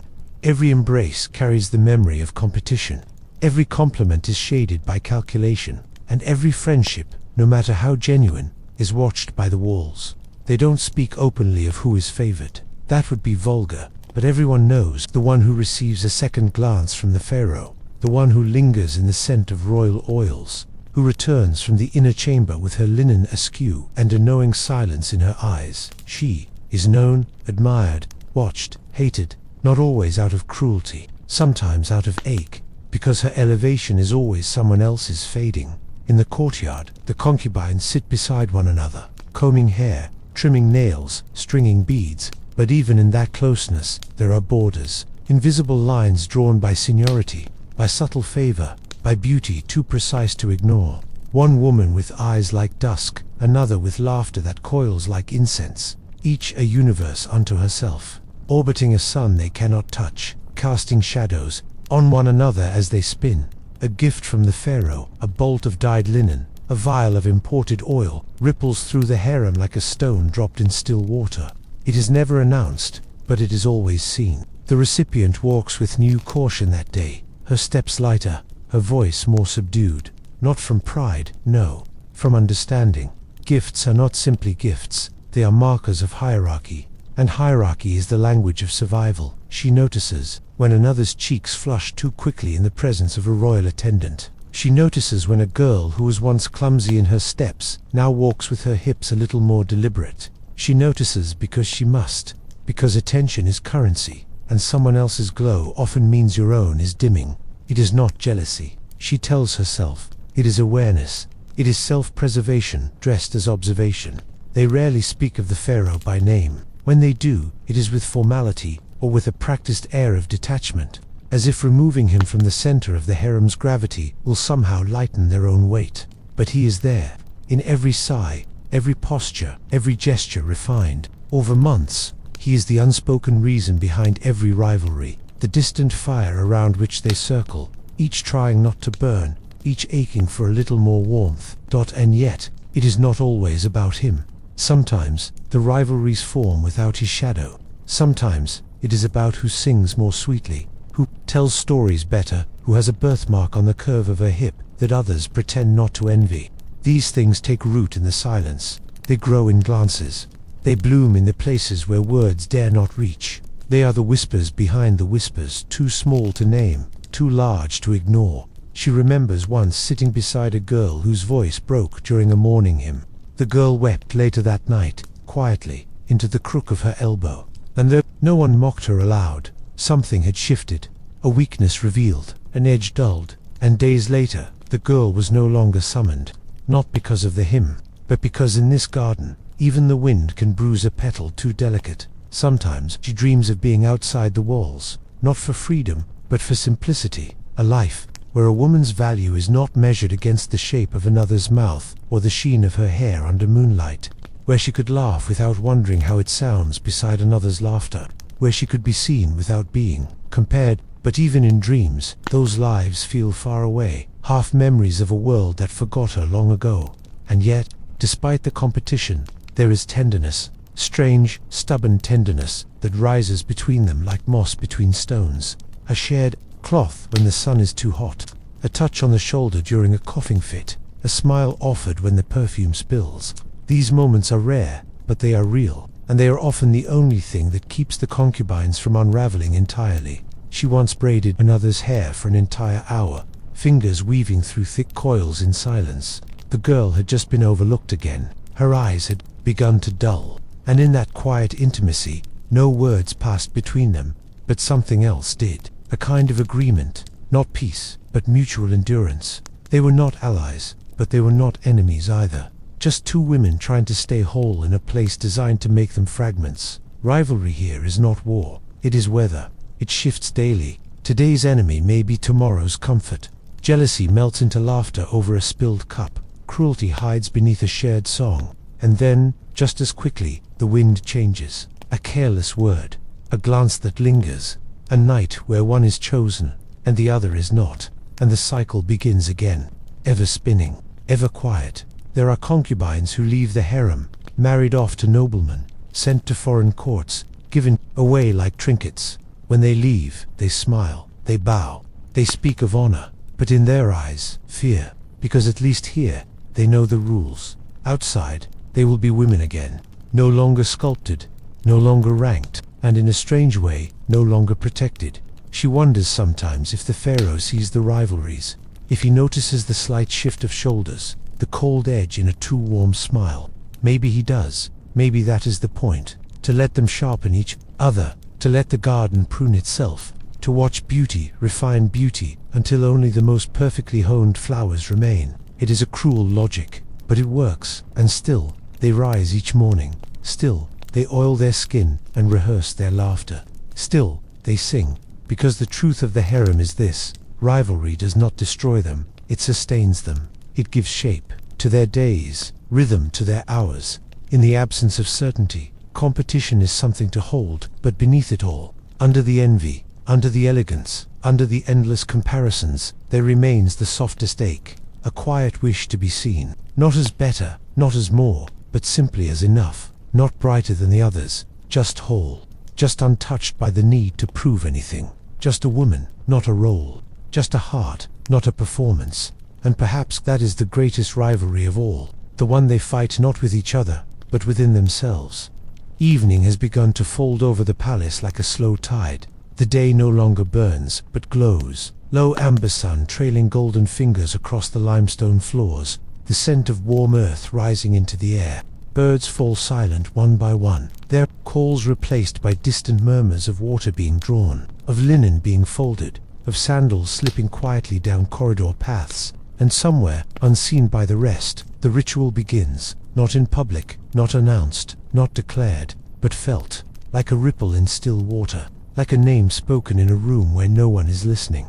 The summoning ritual is not a single act. It is a sequence of impressions, a silence held just a breath longer, a servant walking faster than usual, a vase moved to a new corner, a doorway cleaned twice in one day. These are not coincidences, they are signals. To the untrained eye, they are meaningless. To a concubine, they are the trembling thread of possibility tightening across the chest. Tonight, someone will be chosen, but no one ever knows who, not until the very last moment. That is part of the ritual's cruelty and its beauty. The unknowing holds everyone in the same breathless space. Even the favored feel the doubt, the wonder, the panic disguised as poise. Every woman who has ever been summoned remembers the hours before, the stillness of her body, the stiller silence of her mind, the way she rehearsed her own name until it no longer sounded like hers. The chambermaids begin their silent procession, through the harem bearing polished boxes of fine oils, bundles of dyed sashes, trays of fresh rose petals soaked in sacred water. They enter rooms without explanation. They do not bow, nor linger. They set the items down and leave, and in their wake, tension coils like incense smoke, not painful, but cloying, heavy, thick with meaning. If they come to your room, your chest swells. If they pass you by, you smile anyway. She sits near the mirror, comb in hand, but she is not brushing her hair. She is listening. Every soft footfall in the corridor might turn toward her door, might not. She holds her breath each time the sound draws near, lets it go again. Her fingers tremble once, then still. She has waited before. She will wait again, but tonight feels sharper, louder, as though the night itself is waiting. For her in the corner of her room sits a basin filled with sandalwood and crushed lilies. She has kept it untouched. If she is not summoned, she will not waste its scent. But if she is, she will bathe quickly, perfectly, leaving just enough time for the fragrance to cling to her like a promise. Timing is everything. Beauty is not enough. What matters is readiness. The knock is never loud. It is barely a sound, a single touch of knuckle to wood, but it echoes like thunder inside the body. When it comes, her heart stops. She counts 2, 3, not from hesitation, but because she must appear composed. No woman opens the door too quickly. That is desperation. Too slowly, and she risks insult. Grace, always grace, even in the moments when the soul wants to run. Outside the door stands a chamber boy, younger than her, eyes lowered. He says nothing. He offers a thin slip of linen, folded with a wax seal. Not the Pharaoh's, not even a scribe's. It bears only a mark, the sacred ankh enclosed in a cartouche. Not a command, not a request, but an opening. You are chosen. She bows her head in acknowledgement, but once the door closes, her composure breaks for a breath. Not fear, not exactly, but urgency. This moment has a weight she cannot carry casually. She moves to the basin. Her robe falls from her shoulders with practiced ease. She sinks into the water. It is cold, sharply so, and it wakes every nerve in her skin. This is not comfort, it is clarity. Every gesture becomes sacred now. She oils her skin with care, beginning from the ankles upward, sandalwood at the wrists, rose at the collarbones, myrrh behind each ear. Her hair is brushed a final time, not for appearance, but for rhythm. She breathes in time with the strokes. Inhale, exhale, count to 10, begin again. The preparation is not vanity, it is invocation. She dresses, not in extravagance, but in precision. The linen is sheer, but not revealing. It whispers over her skin like smoke. Around her waist, a silk sash dyed the color of the last light before night, deep, plumb with a thread of gold. Her jewelry is minimal, a single beaded collar, a ring with no stone, an anklet that does not chime. She must be beautiful, but not loud, inviting but not obvious. The attendant returns, a woman this time, older, stern-faced, dressed in deep indigo. She speaks only once. Follow. The concubine obeys. Her steps are slow, deliberate, each one a prayer. She does not look behind. She does not speak. Every turn of the corridor is familiar, yet changed. The palace feels different when it moves toward destiny. The shadows stretch longer. The torches glow lower. Even the floor beneath her feet feels less solid. They do not go to the Pharaoh's throne room. Not yet. First, they stop in a chamber veiled by woven reeds. Inside, a low table waits, its surface laid with dates, pomegranate seeds, and wine. She is offered none. It is not for her. The overseer arrives, as if summoned by thought alone. She does not speak, but she inspects, a hand reaching out to adjust a strand of hair, a fold of linen. Approval is given without word. Only when the overseer steps back does the ritual continue. The doors open slowly, and light from inside spills out, not bright, but warm, flickering. Oil lamps in bronze holders, arranged in a semicircle, give the air a dreamlike shimmer. The Pharaoh is not yet present. This too is part of the ritual. The waiting. She is led to a cushion. She sits, spine straight, eyes lowered, hands folded loosely in her lap. She waits again, as she always has. But this waiting is different. This waiting is watched. He enters soundlessly, not in ceremony, but in presence. The room stills even further, as if it could somehow become more silent. She does not look up immediately. When she does, her gaze lifts slowly, not to meet his directly, but to meet the space just beside his shoulder. It is enough. He speaks her name, softly, as if testing its shape again. She inclines her head. This is not love. This is not affection. This is ritual. Their conversation is quiet. Sometimes there is no speech at all, just looks, half smiles, pauses that stretch too long. He may ask about her music, her scent, a memory from weeks ago that she did not know he noticed. His attention is not steady. It flits, wanders, but when it lands, it consumes. She offers no performance, only presence. That is what the ritual demands, not seduction, but surrender, not obedience, but openness. When she leaves, she does so alone. No servant escorts her back, no one waits in the corridor. She carries the weight of the night with her, not in shame, not in pride, but in stillness. The linen against her skin feels different now. The air tastes sharper. Her own name rings in her ears, as though she has only just learned it. She walks with care. She enters her room. She closes the door. She does not light the lamp, and she does not sleep. The body is not born ready. It must be shaped, softened, trained, not only in gesture, but in silence, not only in perfume, but in breath. To be seen by a pharaoh is to be sculpted by unseen hands, and in the house of beauty, this preparation is an art as ancient as the stones that hold the ceilings overhead. A concubine's body is not her own, not entirely, but she must carry it as if it were. That is the first lesson. The body must appear untouched, even as it is relentlessly arranged. Her day begins not with speech, but with steam. The bathing chamber is dim and quiet, wrapped in mist that curls around her ankles and wrists like gentle snakes. She steps inside without instruction. The chambermaids have prepared it in advance. Heated stones beneath ceramic basins, cedarwood pressed into the walls, crushed mint floating on the surface of the water. There are no mirrors here. Not yet. Only touch, only sensation, only memory. She lowers herself slowly into the basin, and the warmth of the water rises through her in pulses. Her skin accepts it like old song. The first breath out is always the hardest, not because the heat is harsh, but because it is permission. Permission to let the outer shell dissolve. Permission to stop holding her breath. She closes her eyes. For a few minutes, she is not watched, not measured. She is simply a woman sitting in a bowl of sun-warmed water, drifting between presence and absence. The scrubbing begins at the edges, the soles of her feet, the curve of her shoulder blades. Fine ground ash and honey are worked gently into her skin, rubbed in circles that mimic the motion of time itself. Slow, relentless, erasing. The chambermaid hums softly under her breath, not to comfort the concubine, but to keep rhythm. Every servant has their own melody, some ancient, some newly invented, all passed between women like secrets. Her nails are shaped, but never too sharply. A woman with talons appears defensive. Her hands must suggest ease, grace without danger. Her palms are rubbed with date oil and white salt, her fingers stretched one by one until they sigh. When she curls her fist again later, it will feel different, stronger, but lighter, as if she has shed something invisible.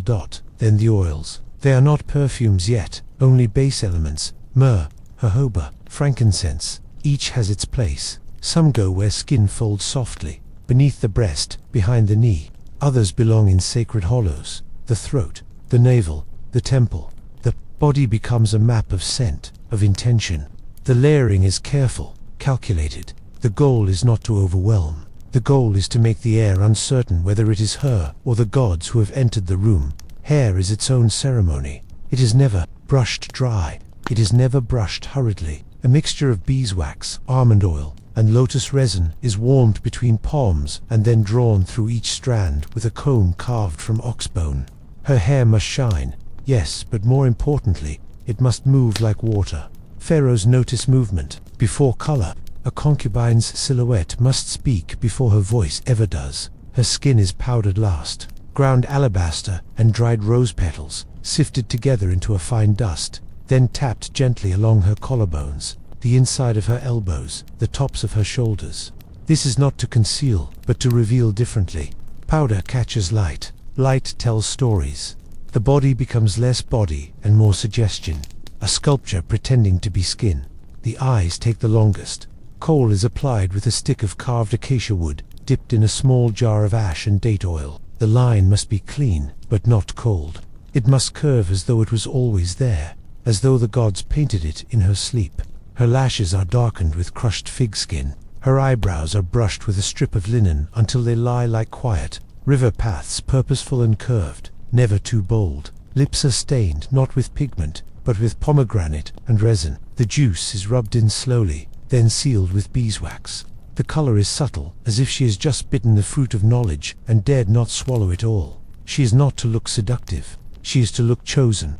The difference is everything. Jewelry is selected after a concubine never chooses her own adornment. That task falls to the overseer or the senior maidens. Today, it is lapis for clarity, carnelian for heat, and electrum for divine attention. Each piece is cooled in clay bowls before being placed on her. The chill, a small shock, a reminder that beauty is not comfort. It is discipline masquerading as allure. Taught her robe is sheer but structured. It falls in lines that suggest control. Around her waist, a silk band the color of stormy river water. Across her chest, a wrap that leaves one shoulder bare, an invitation and a shield. The robe is pinned with a gold clasp shaped like an open eye. The message is clear. You are seen. The room is silent again. The preparations are complete, but she does not rise yet. She sits for several minutes, breathing into the stillness. The air smells of cinnamon and stone. Her skin hums beneath the oils. Her fingers lie gently on her knees. She is not yet ready. Readiness is not appearance, it is alignment. The breath must return to the body. The mind must settle where the soul already waits. Sometimes, she recites poetry beneath her breath. Not prayers, but verses, words of women long gone. Lines left behind on walls, in tombs, on clay shards. Words that say, I was here, I was wanted, I was remembered. The body, once prepared, is a scroll. The Pharaoh will read it without ever learning the language that she does not think of love. That word does not belong in this room. This is not a chamber for softness. It is a stage for clarity, for assertion, for the performance of stillness so perfected, it begins to breathe on its own.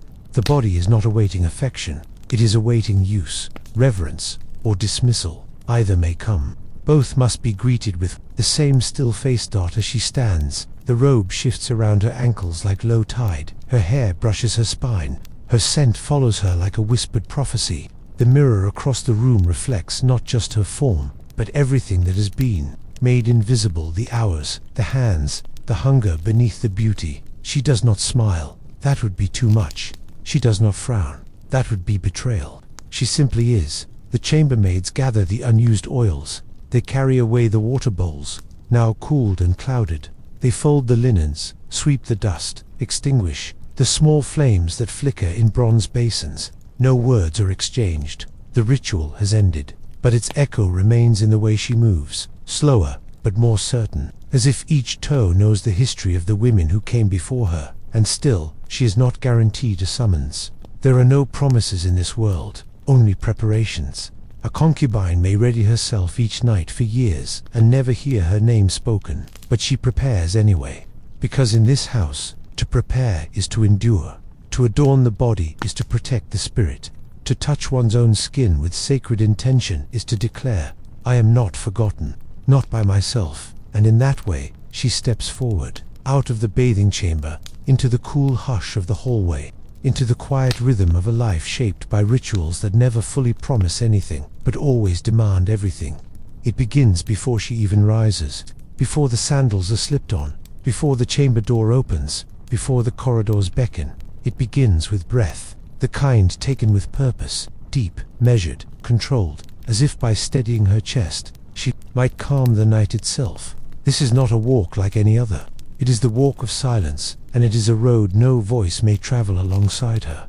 The call is not announced. It is understood, a gesture from the matron, a flicker of the lamp in the hallway, a garment placed across the bed that was not there before. These things speak. They do not scream. But to a concubine, they are louder than thunder. They say, now, it is your turn. Follow. The robe she wears is different, deeper in hue, embroidered subtly with reeds and stars, not the bright gold worn by wives, nor the crisp white of daywear. This robe is for movement, for shadow, for secrecy. It whispers when it moves. It speaks only in suggestion, not in truth. That is how the palace prefers its women, elegant, soft-spoken, and unreadable. Her feet move without command, left, right, left. The soles of her sandals press gently into the smooth limestone beneath her, which holds the cold from morning. Her ankles do not tremble. She has done this walk before, not many times, but enough, and yet each time feels as if she walks toward her own name being rewritten. No one accompanies her, but she is not alone. The corridor watches her. The walls bear the heat of stories that came before her. The oil lamps flicker without breeze. They seem to lean toward her slightly, as if curious. The air is heavy with scented hush, myrrh, frankincense, and something sharper. Perhaps the memory of someone else's perfume, still clinging to the curtain folds. She walks slowly, not from hesitation, but from ritual. The pace matters too. Fast is arrogance, too slow is doubt. There is a rhythm to everything in the house of beauty. To laughter, to mourning, to waiting, even to walking. The walk of silence must be paced as if she is carried by thought, not desire, as if she is moving through a dream she cannot wake from. Around her, the palace is sleeping, but not still. Servants shuffle in corners unseen. Guards blink against oil light, their eyes empty of emotion. Somewhere, a harp sounds, just one string, touched accidentally, or perhaps by a spirit. She does not look around. To notice is to show alertness. To show alertness is to break the illusion that she belongs here, always has, always will. There is a moment, always, when she passes the courtyard of blue tiles, its pool reflecting the moon with surgical precision. She never looks directly into it. That is the rule she made for herself long ago. To see one's reflection now, in this state, is to tempt madness. What would it show? A girl dressed like a goddess, a vessel shaped for someone else's desire, a woman who may be remembered or erased, depending on the weight of a single hour. The guards at the final threshold do not speak. They do not even meet her eyes, but their hands move, pushing open the large cedar doors, smooth and silent. The scent that escapes is always the same, warm, humid, like sun-drenched linen and faded resin. It is a smell that has no outside equivalent. It exists only here, the air of the inner sanctum, the Pharaoh's wing. She steps inside. The silence deepens, yet somehow grows more articulate. Every surface gleams, bronze, ebony, hieroglyphs that tell stories of conquest, of sky gods, of order made from chaos. She does not belong in these stories. Not truly, but she walks among them tonight. And that is enough to blur the line between fiction and fate. In the second hallway, the air changes. It grows warmer, more intimate. The flicker of lamps becomes steadier. The shadows no longer sway. Here, time slows. Here, memory loosens its grip. This is the space where names lose their weight, where titles are folded and put away like garments. Here, even she is not a concubine, only a presence, a breath, a shape in motion. Sometimes, she wonders, if he waits already behind the curtain, if he hears the exact sound her feet make as they approach, if he listens for the moment her breathing shifts, or if he is still in the other chamber, speaking to the gods, forgetting that she has even been summoned.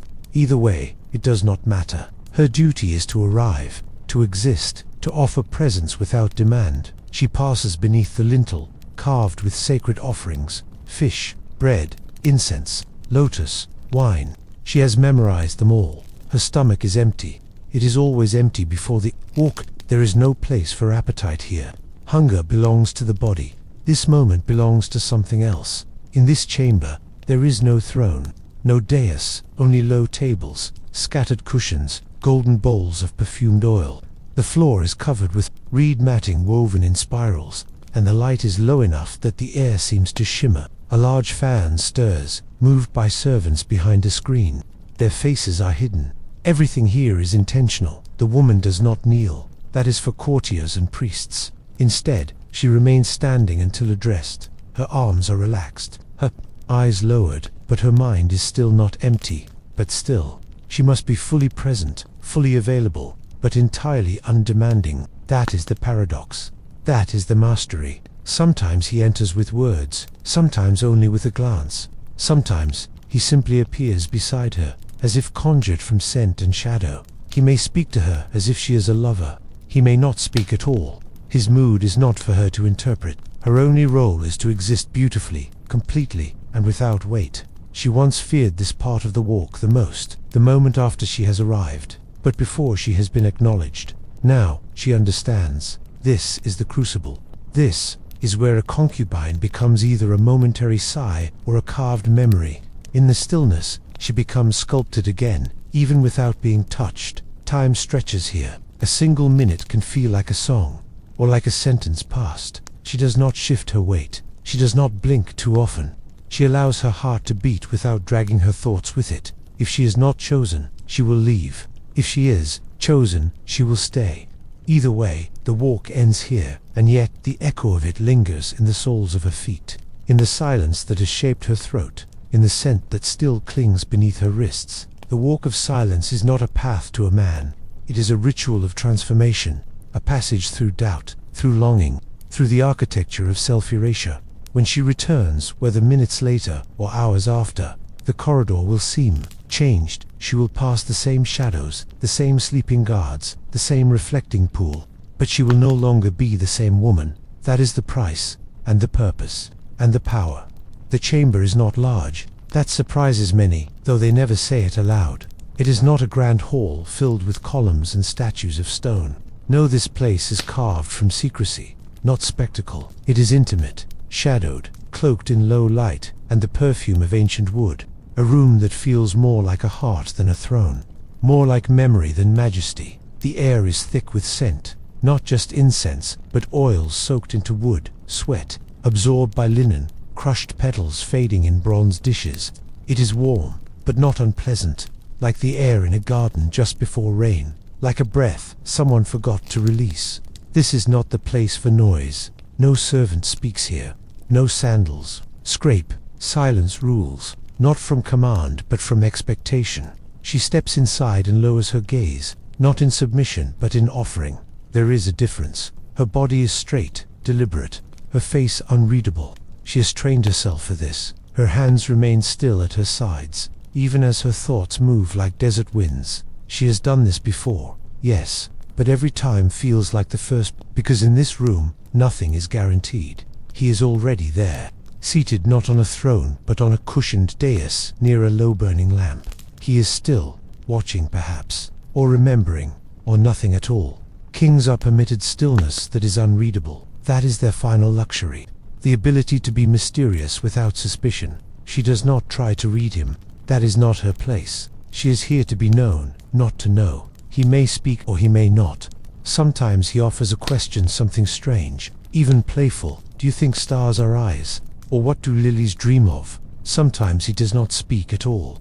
The silence between them stretches, not hostile, not cold, just ... inevitable, like the dark side of the moon, always present, even when not visible. She stands until he gestures, sometimes a simple flick of his fingers, sometimes a glance, sometimes nothing at all, and she must know what to do. She steps forward then, not too quickly. Her bare feet make no sound on the matting.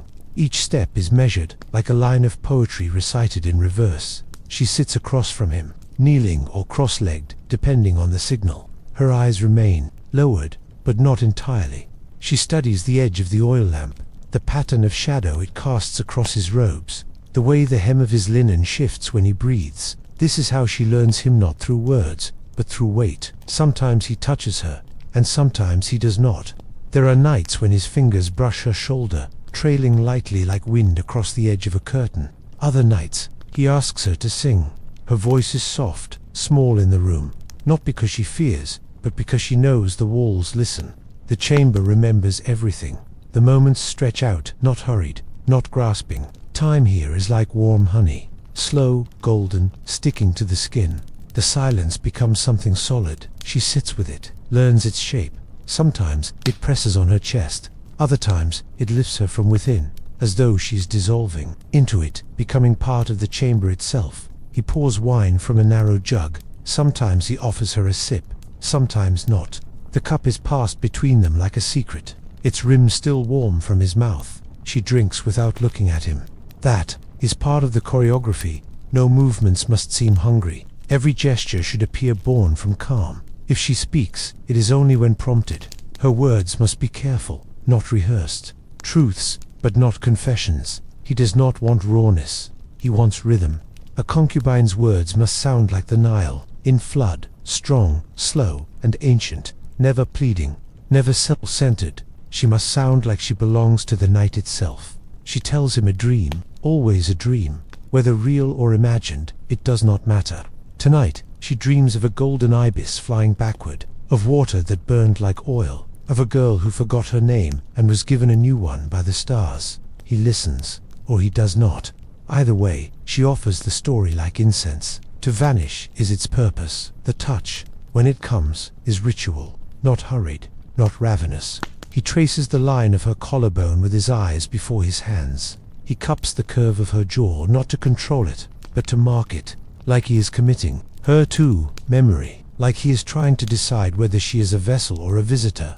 Maybe both. Sometimes they do not lie together, not in the way others whisper about. Sometimes he simply rests his head near hers, their foreheads almost touching. She breathes with him, matching rhythm, until their chests rise and fall like one body dreaming of another. She is not his lover. She is his mirror, his echo. There's no climax to these nights, no finish line, no applause. When it ends without ceremony. He may sleep, he may stand and leave. She is not told what it meant.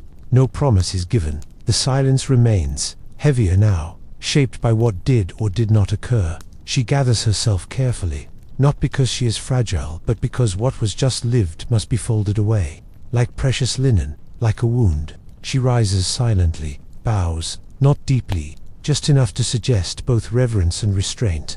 Then, she walks backward for 3 steps before turning to leave. The corridor outside is colder now, or perhaps she is warmer. She cannot tell. Her scent lingers in the chamber behind her, mingling with his. It will remain until the dawn. The chambermaids will notice, though they will never speak of it. Some will envy, others will pity.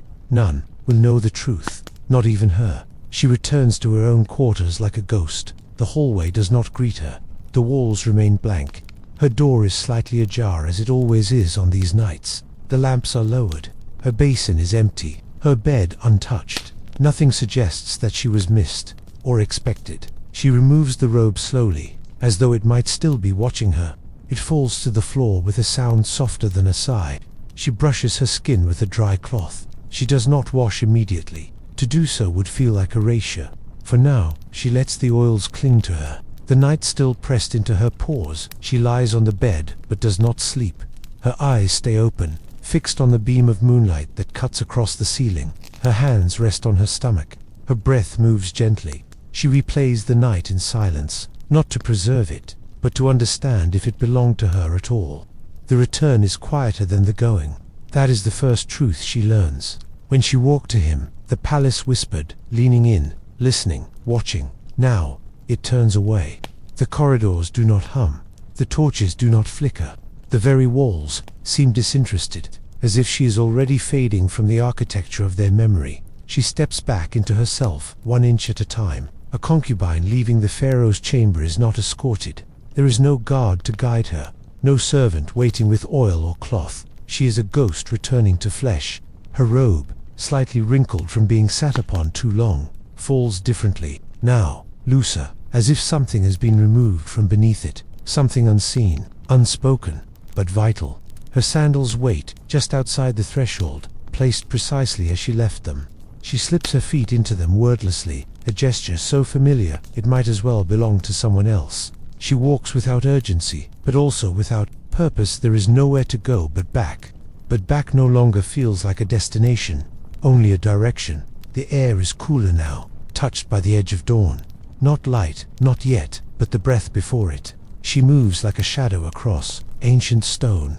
The palace, for all its grandeur, feels deeply empty in this hour. The echo of her own footfall seems too loud. She begins to walk more carefully, afraid of disturbing a silence that has already claimed her. She passes the pool in the courtyard again, its surface still as death. It reflects her poorly now, fractured by the wind's slight ripple. She catches only a glimpse of her face, a blur of dark lashes, parted lips, and eyes she no longer recognizes. For a moment, she wonders if this is what the gods see, not the person, but the distortion of one dot. No one will ask her what happened. That is part of the ritual. The silence after the chamber is sacred. Even the other concubines will look away when she enters the harem, not from disrespect, but from knowing. They have all walked this path, some often, some rarely. They understand that the night carves a space within the heart that cannot be filled by speech. Her chamber smells untouched. It welcomes her with the same emptiness she left behind. The pillows are undisturbed. The oil lamp still flickers low, as if waiting for her to return to a version of herself that no longer exists. She stands in the doorway for a long moment, not ready to cross back into her own life. Not yet. She lets the robe fall from her shoulders in a single motion, as if shedding not just cloth but memory. It lands with a soft sigh on the floor. The oils on her skin are still fragrant, but their meaning has changed. Before, they were invitation. Now, they are echo.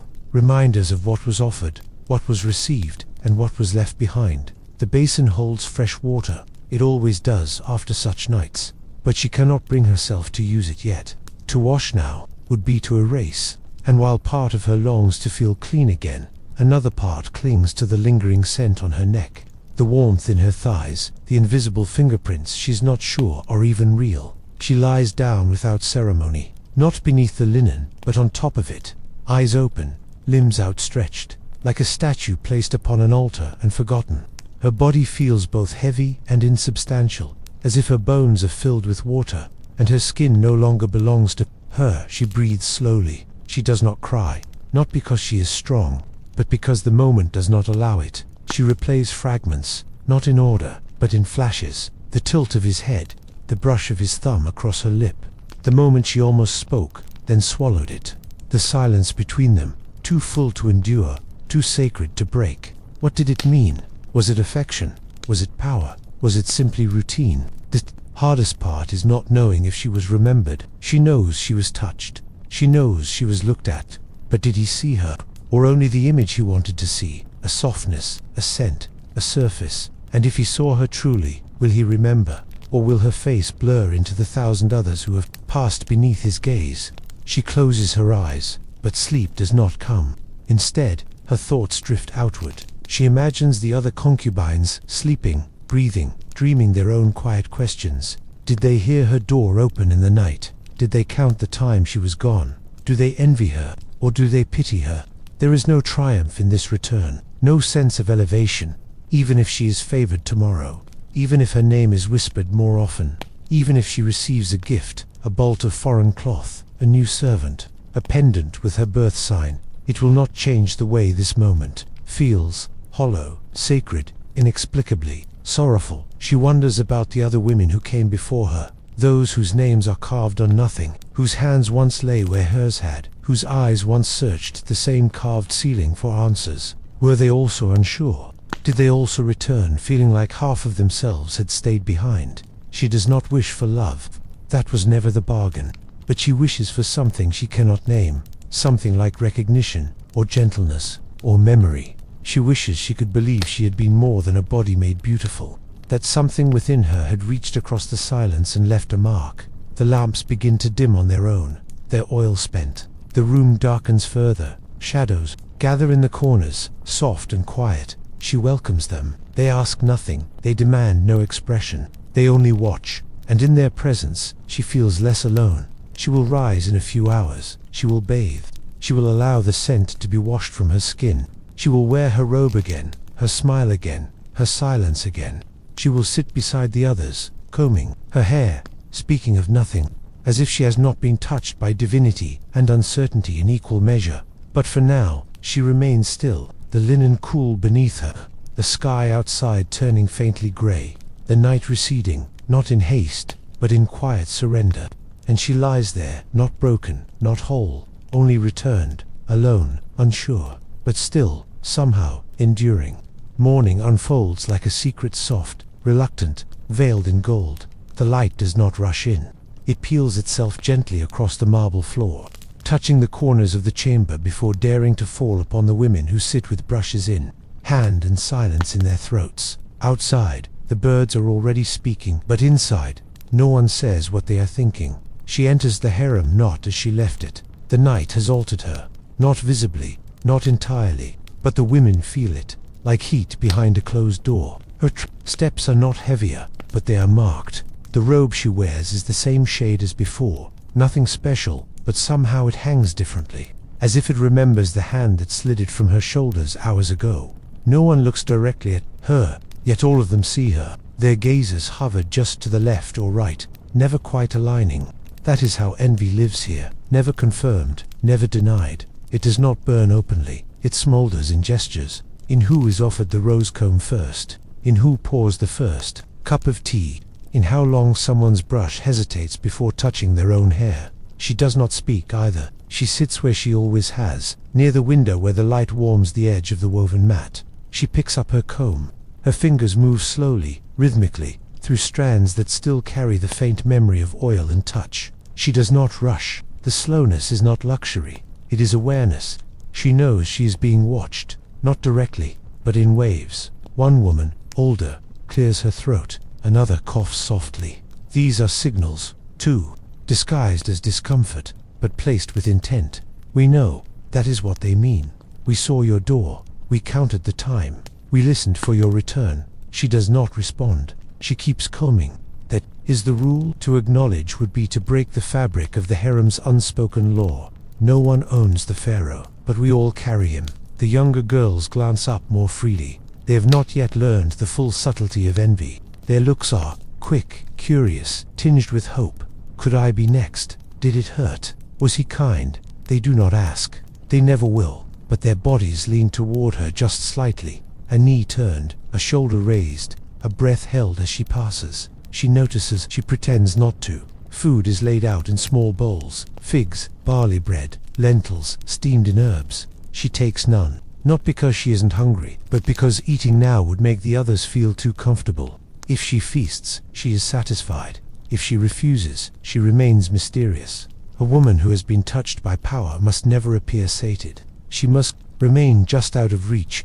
Whispers begin, soft and disconnected. Not about her, not directly, but about the color of robes, about a dream someone had, about the way the Nile swelled last season. But beneath the words is the undertow, pulling toward her.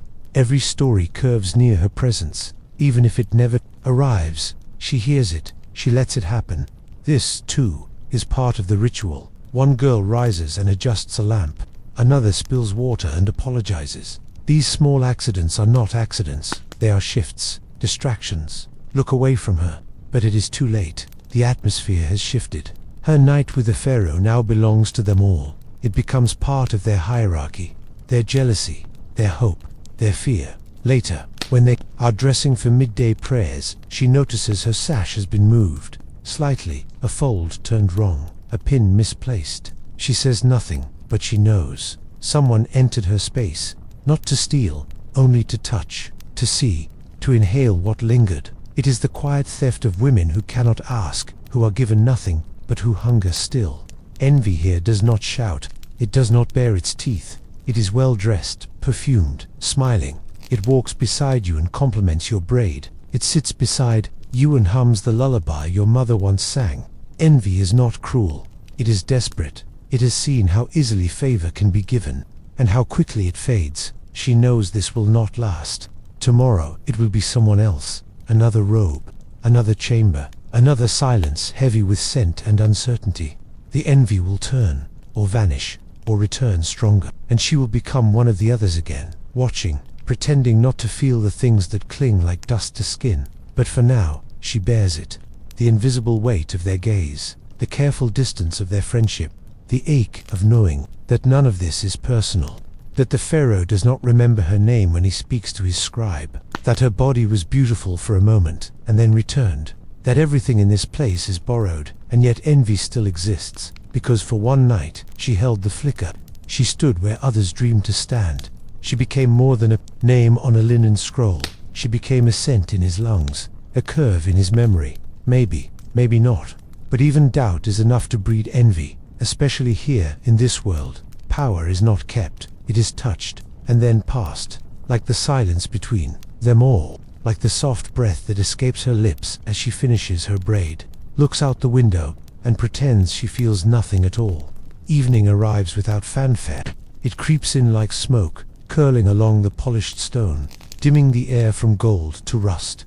The sun does not set in the palace, it retreats, slowly, carefully, as if it knows.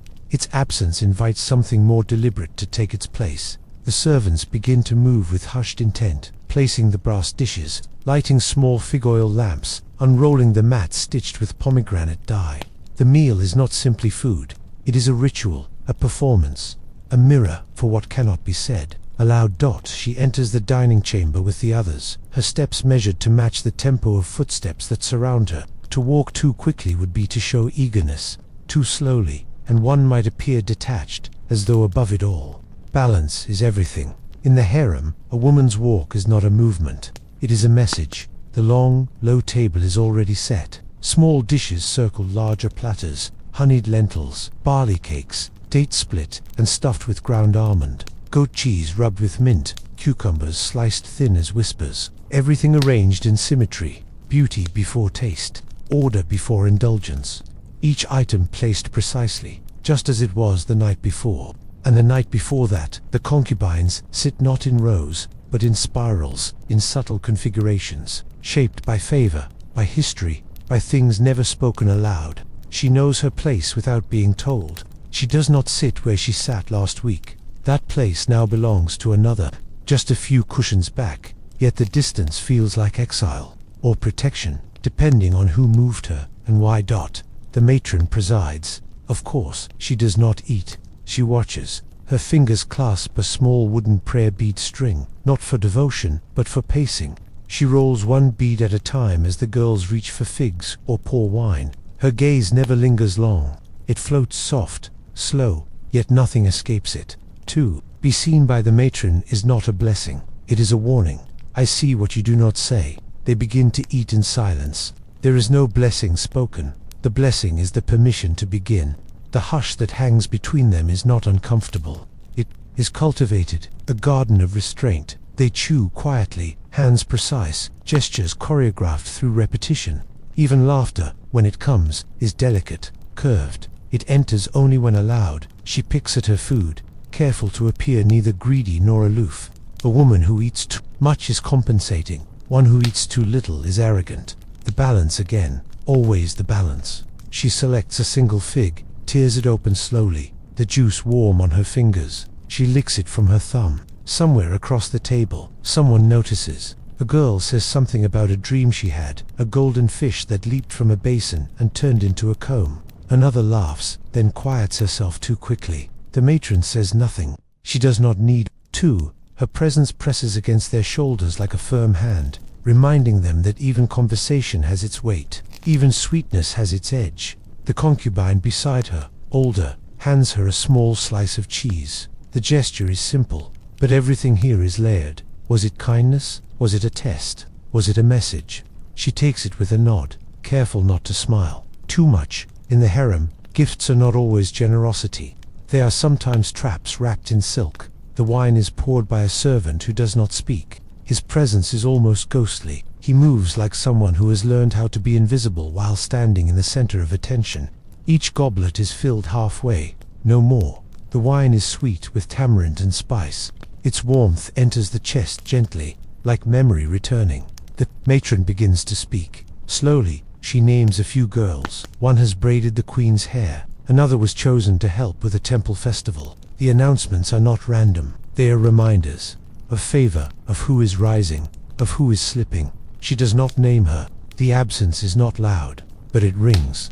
Across the table, the younger girl sits straighter. Someone adjusts her robe. Another smooths her hair. The meal becomes less about eating and more about being seen, but not obviously. To be seen reaching is shameful. To be seen glowing, without trying, is the secret. It is a skill sharpened slowly, painfully, over years. The matron's eyes rest on her for just a moment. Not long, just enough to remind her.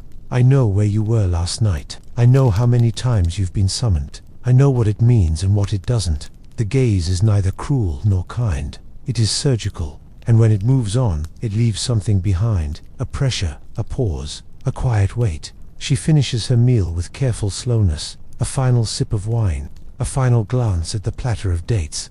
She wipes her fingers on a cloth embroidered with tiny blue lilies, a pattern repeated in every chamber, designed to blend in, designed not to be remembered, just like them. When the meal ends, no one stands until the matron does. She does so with elegance, hands folded, beads stopped.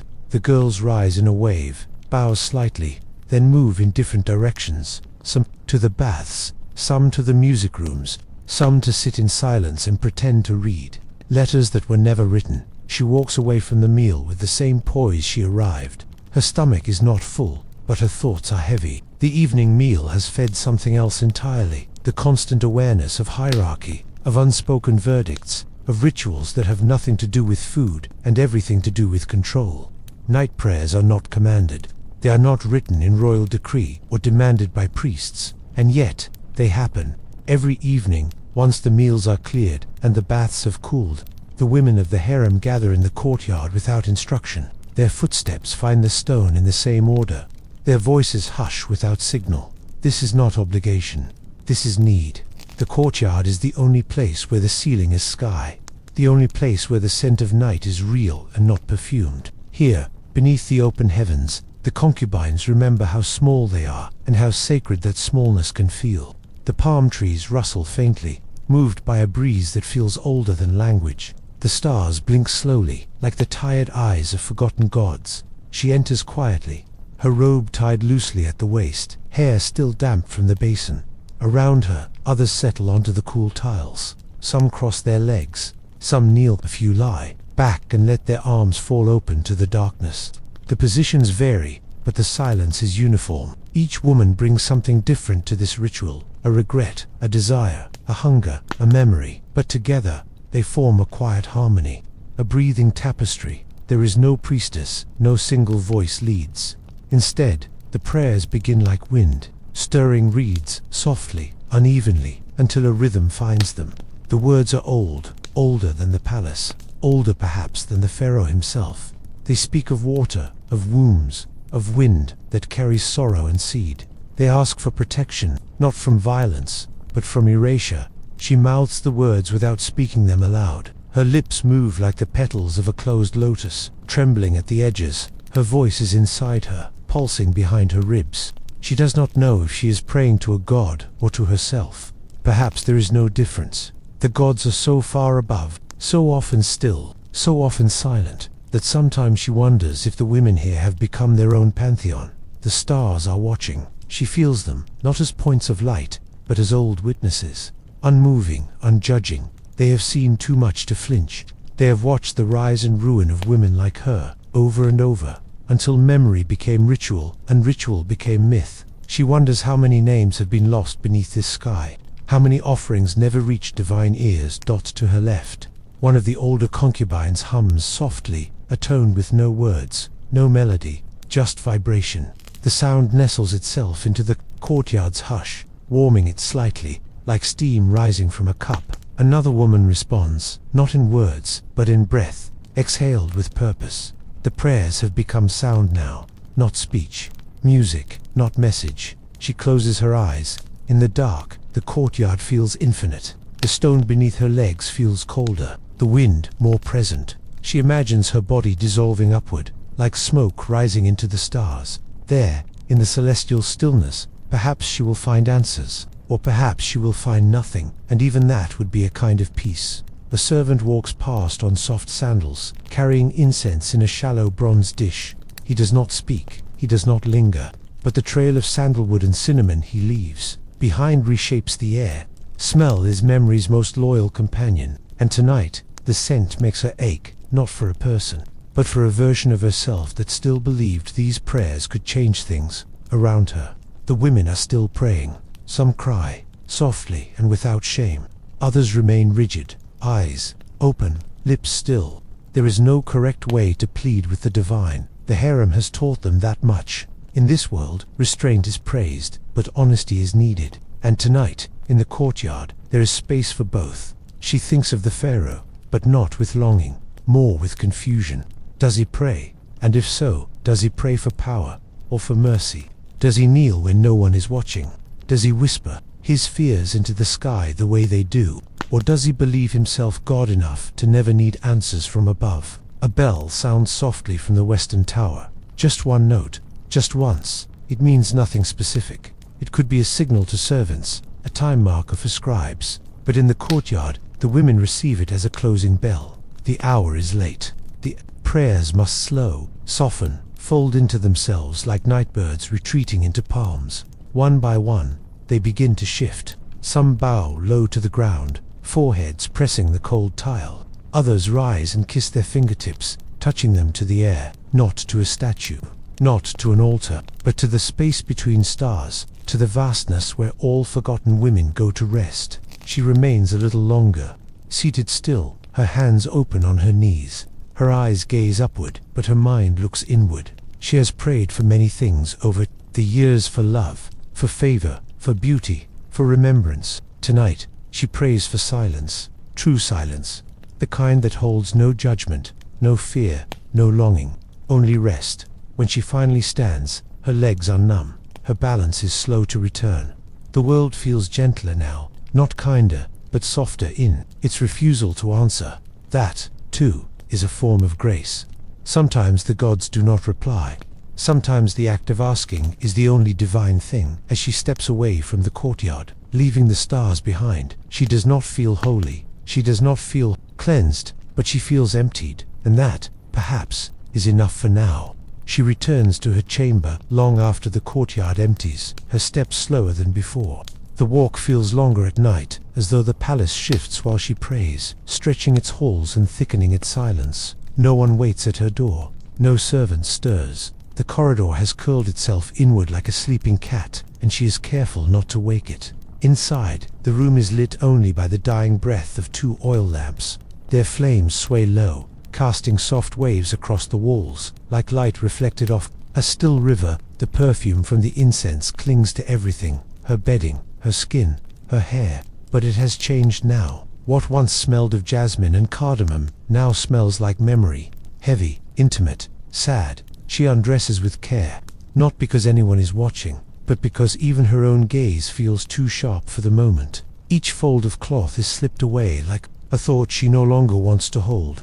The linen robe falls to the floor with the softest sound, like a sigh that wasn't meant to be heard. She moves toward the basin, touching its edge but not filling it. The water, drawn earlier, is already cool. She lifts it with cupped hands and lets it fall over her shoulders. A shiver dances down her spine, not from cold, but from release.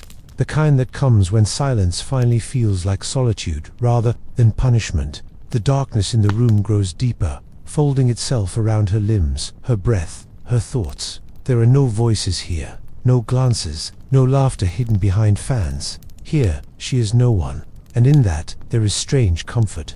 Without the gaze of others, she no longer needs to carry beauty like a burden. She no longer needs to answer the invisible questions pressed into her each day. She lights a small clay dish with crushed myrrh, not for ceremony, but for sleep. The scent rises slowly, bitter and rich, filling the air with warmth that does not come from fire.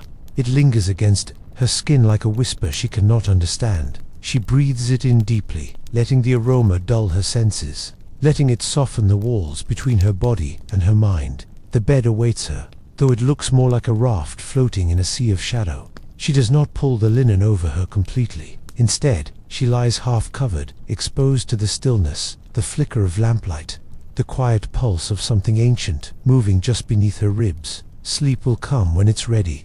Until then, she waits. Her thoughts do not follow straight lines.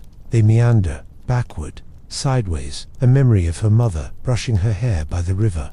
The way the reeds swayed in time with the song she no longer remembers. The feel of her father's voice, not his words, just the way they rumbled through the ground when he sat beside her.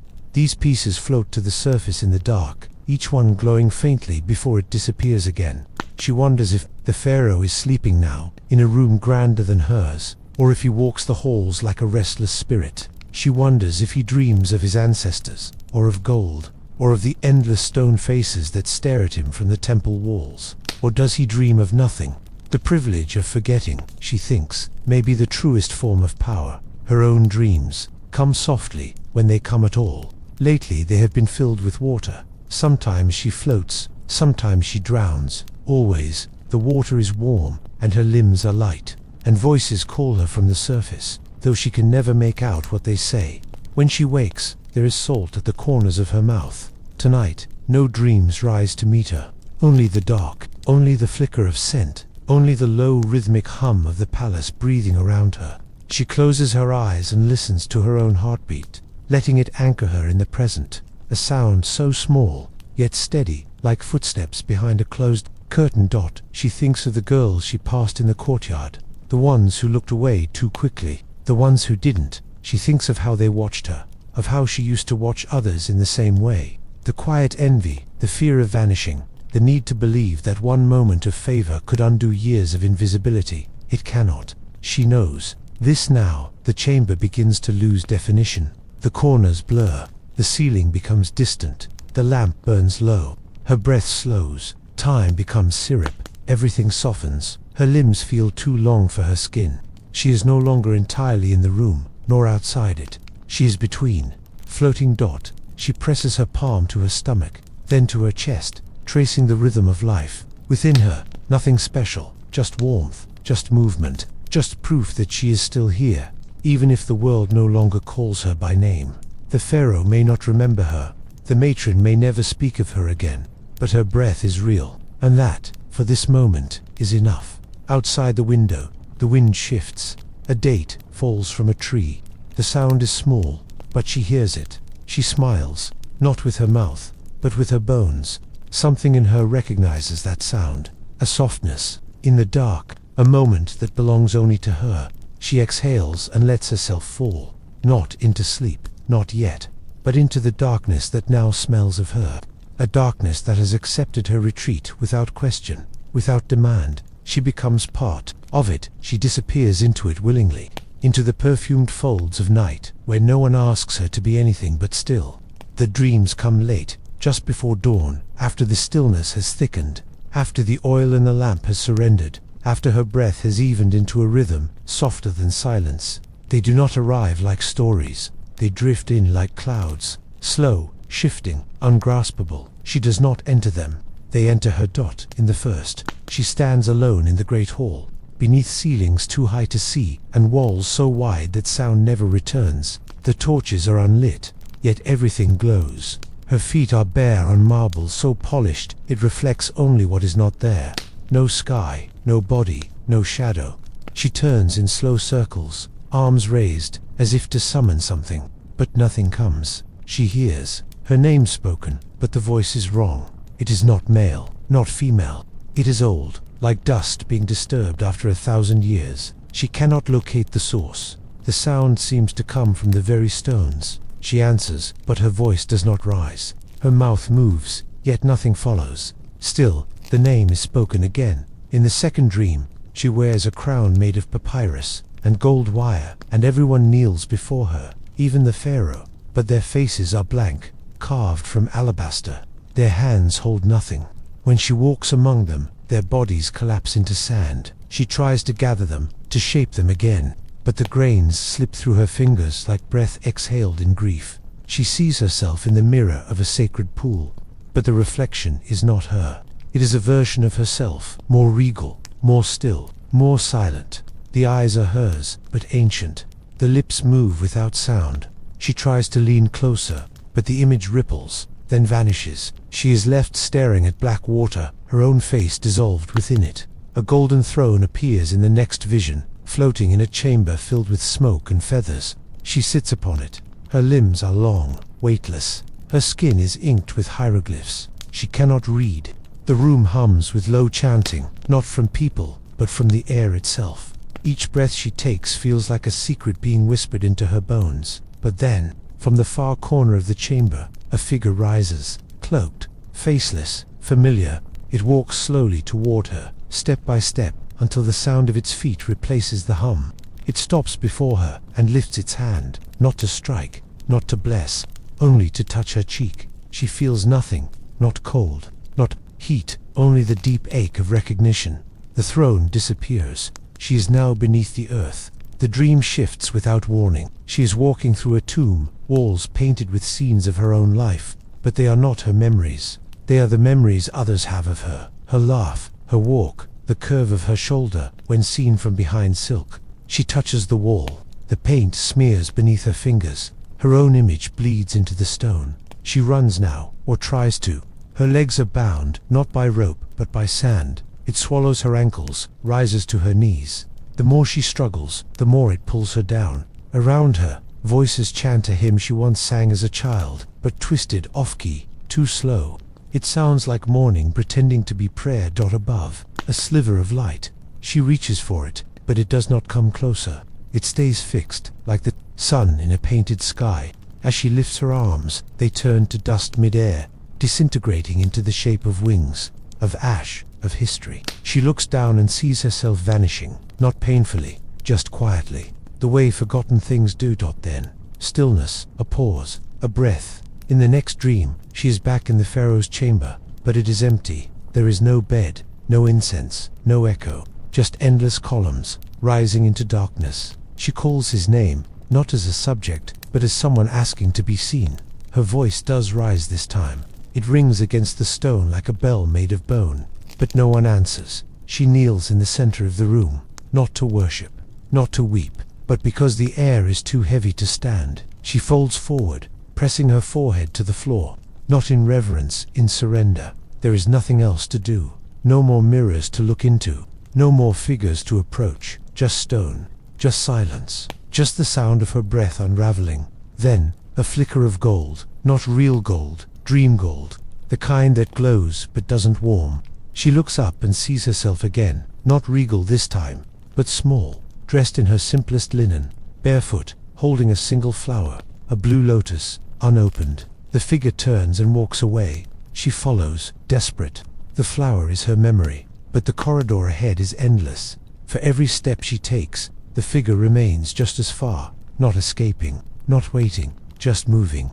The light around her dims further. The walls melt into black. Her feet grow heavy. Her chest tightens with the ache of never arriving. In the final vision, she is standing atop a great statue, not of a pharaoh, but of a woman, her own face, worn, eroded. Birds circle overhead. Below, the The sands stretched to the ends of the earth. No temple, no name etched in stone.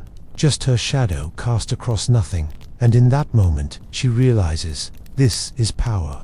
Not to be worshipped, not to be remembered, but to remain even as dust. She wakes slowly, not with a gasp, not with fear, just a gradual awareness that the stone beneath her back is no longer dream, it is real. The light outside the window is grey-blue. Morning is near. The room is still perfumed with last night's myrrh, now mingled with her own scent. Skin, salt, sleep. She lies still. The dreams linger like fog. She cannot hold them, but they have changed her. She feels stretched, like something inside her has been pulled forward, while her body stayed behind. Her hands rest on her stomach, then her chest. Mapping again the quiet rhythm of life, she wonders, not for the first time, whether she is building anything at all, whether the gods are listening, whether the Pharaoh remembers, whether memory itself matters, or if all of this, the prayers, the glances, the perfumes, the gestures, is simply wind tracing patterns in sand. And yet, she rises. She always does. The world is not new, but she is different. Even if no one sees it, even if it fades, even if by nightfall she becomes again a shadow among shadows. She lights the lamp, she braids her hair, she prepares herself not to be remembered, but simply to continue.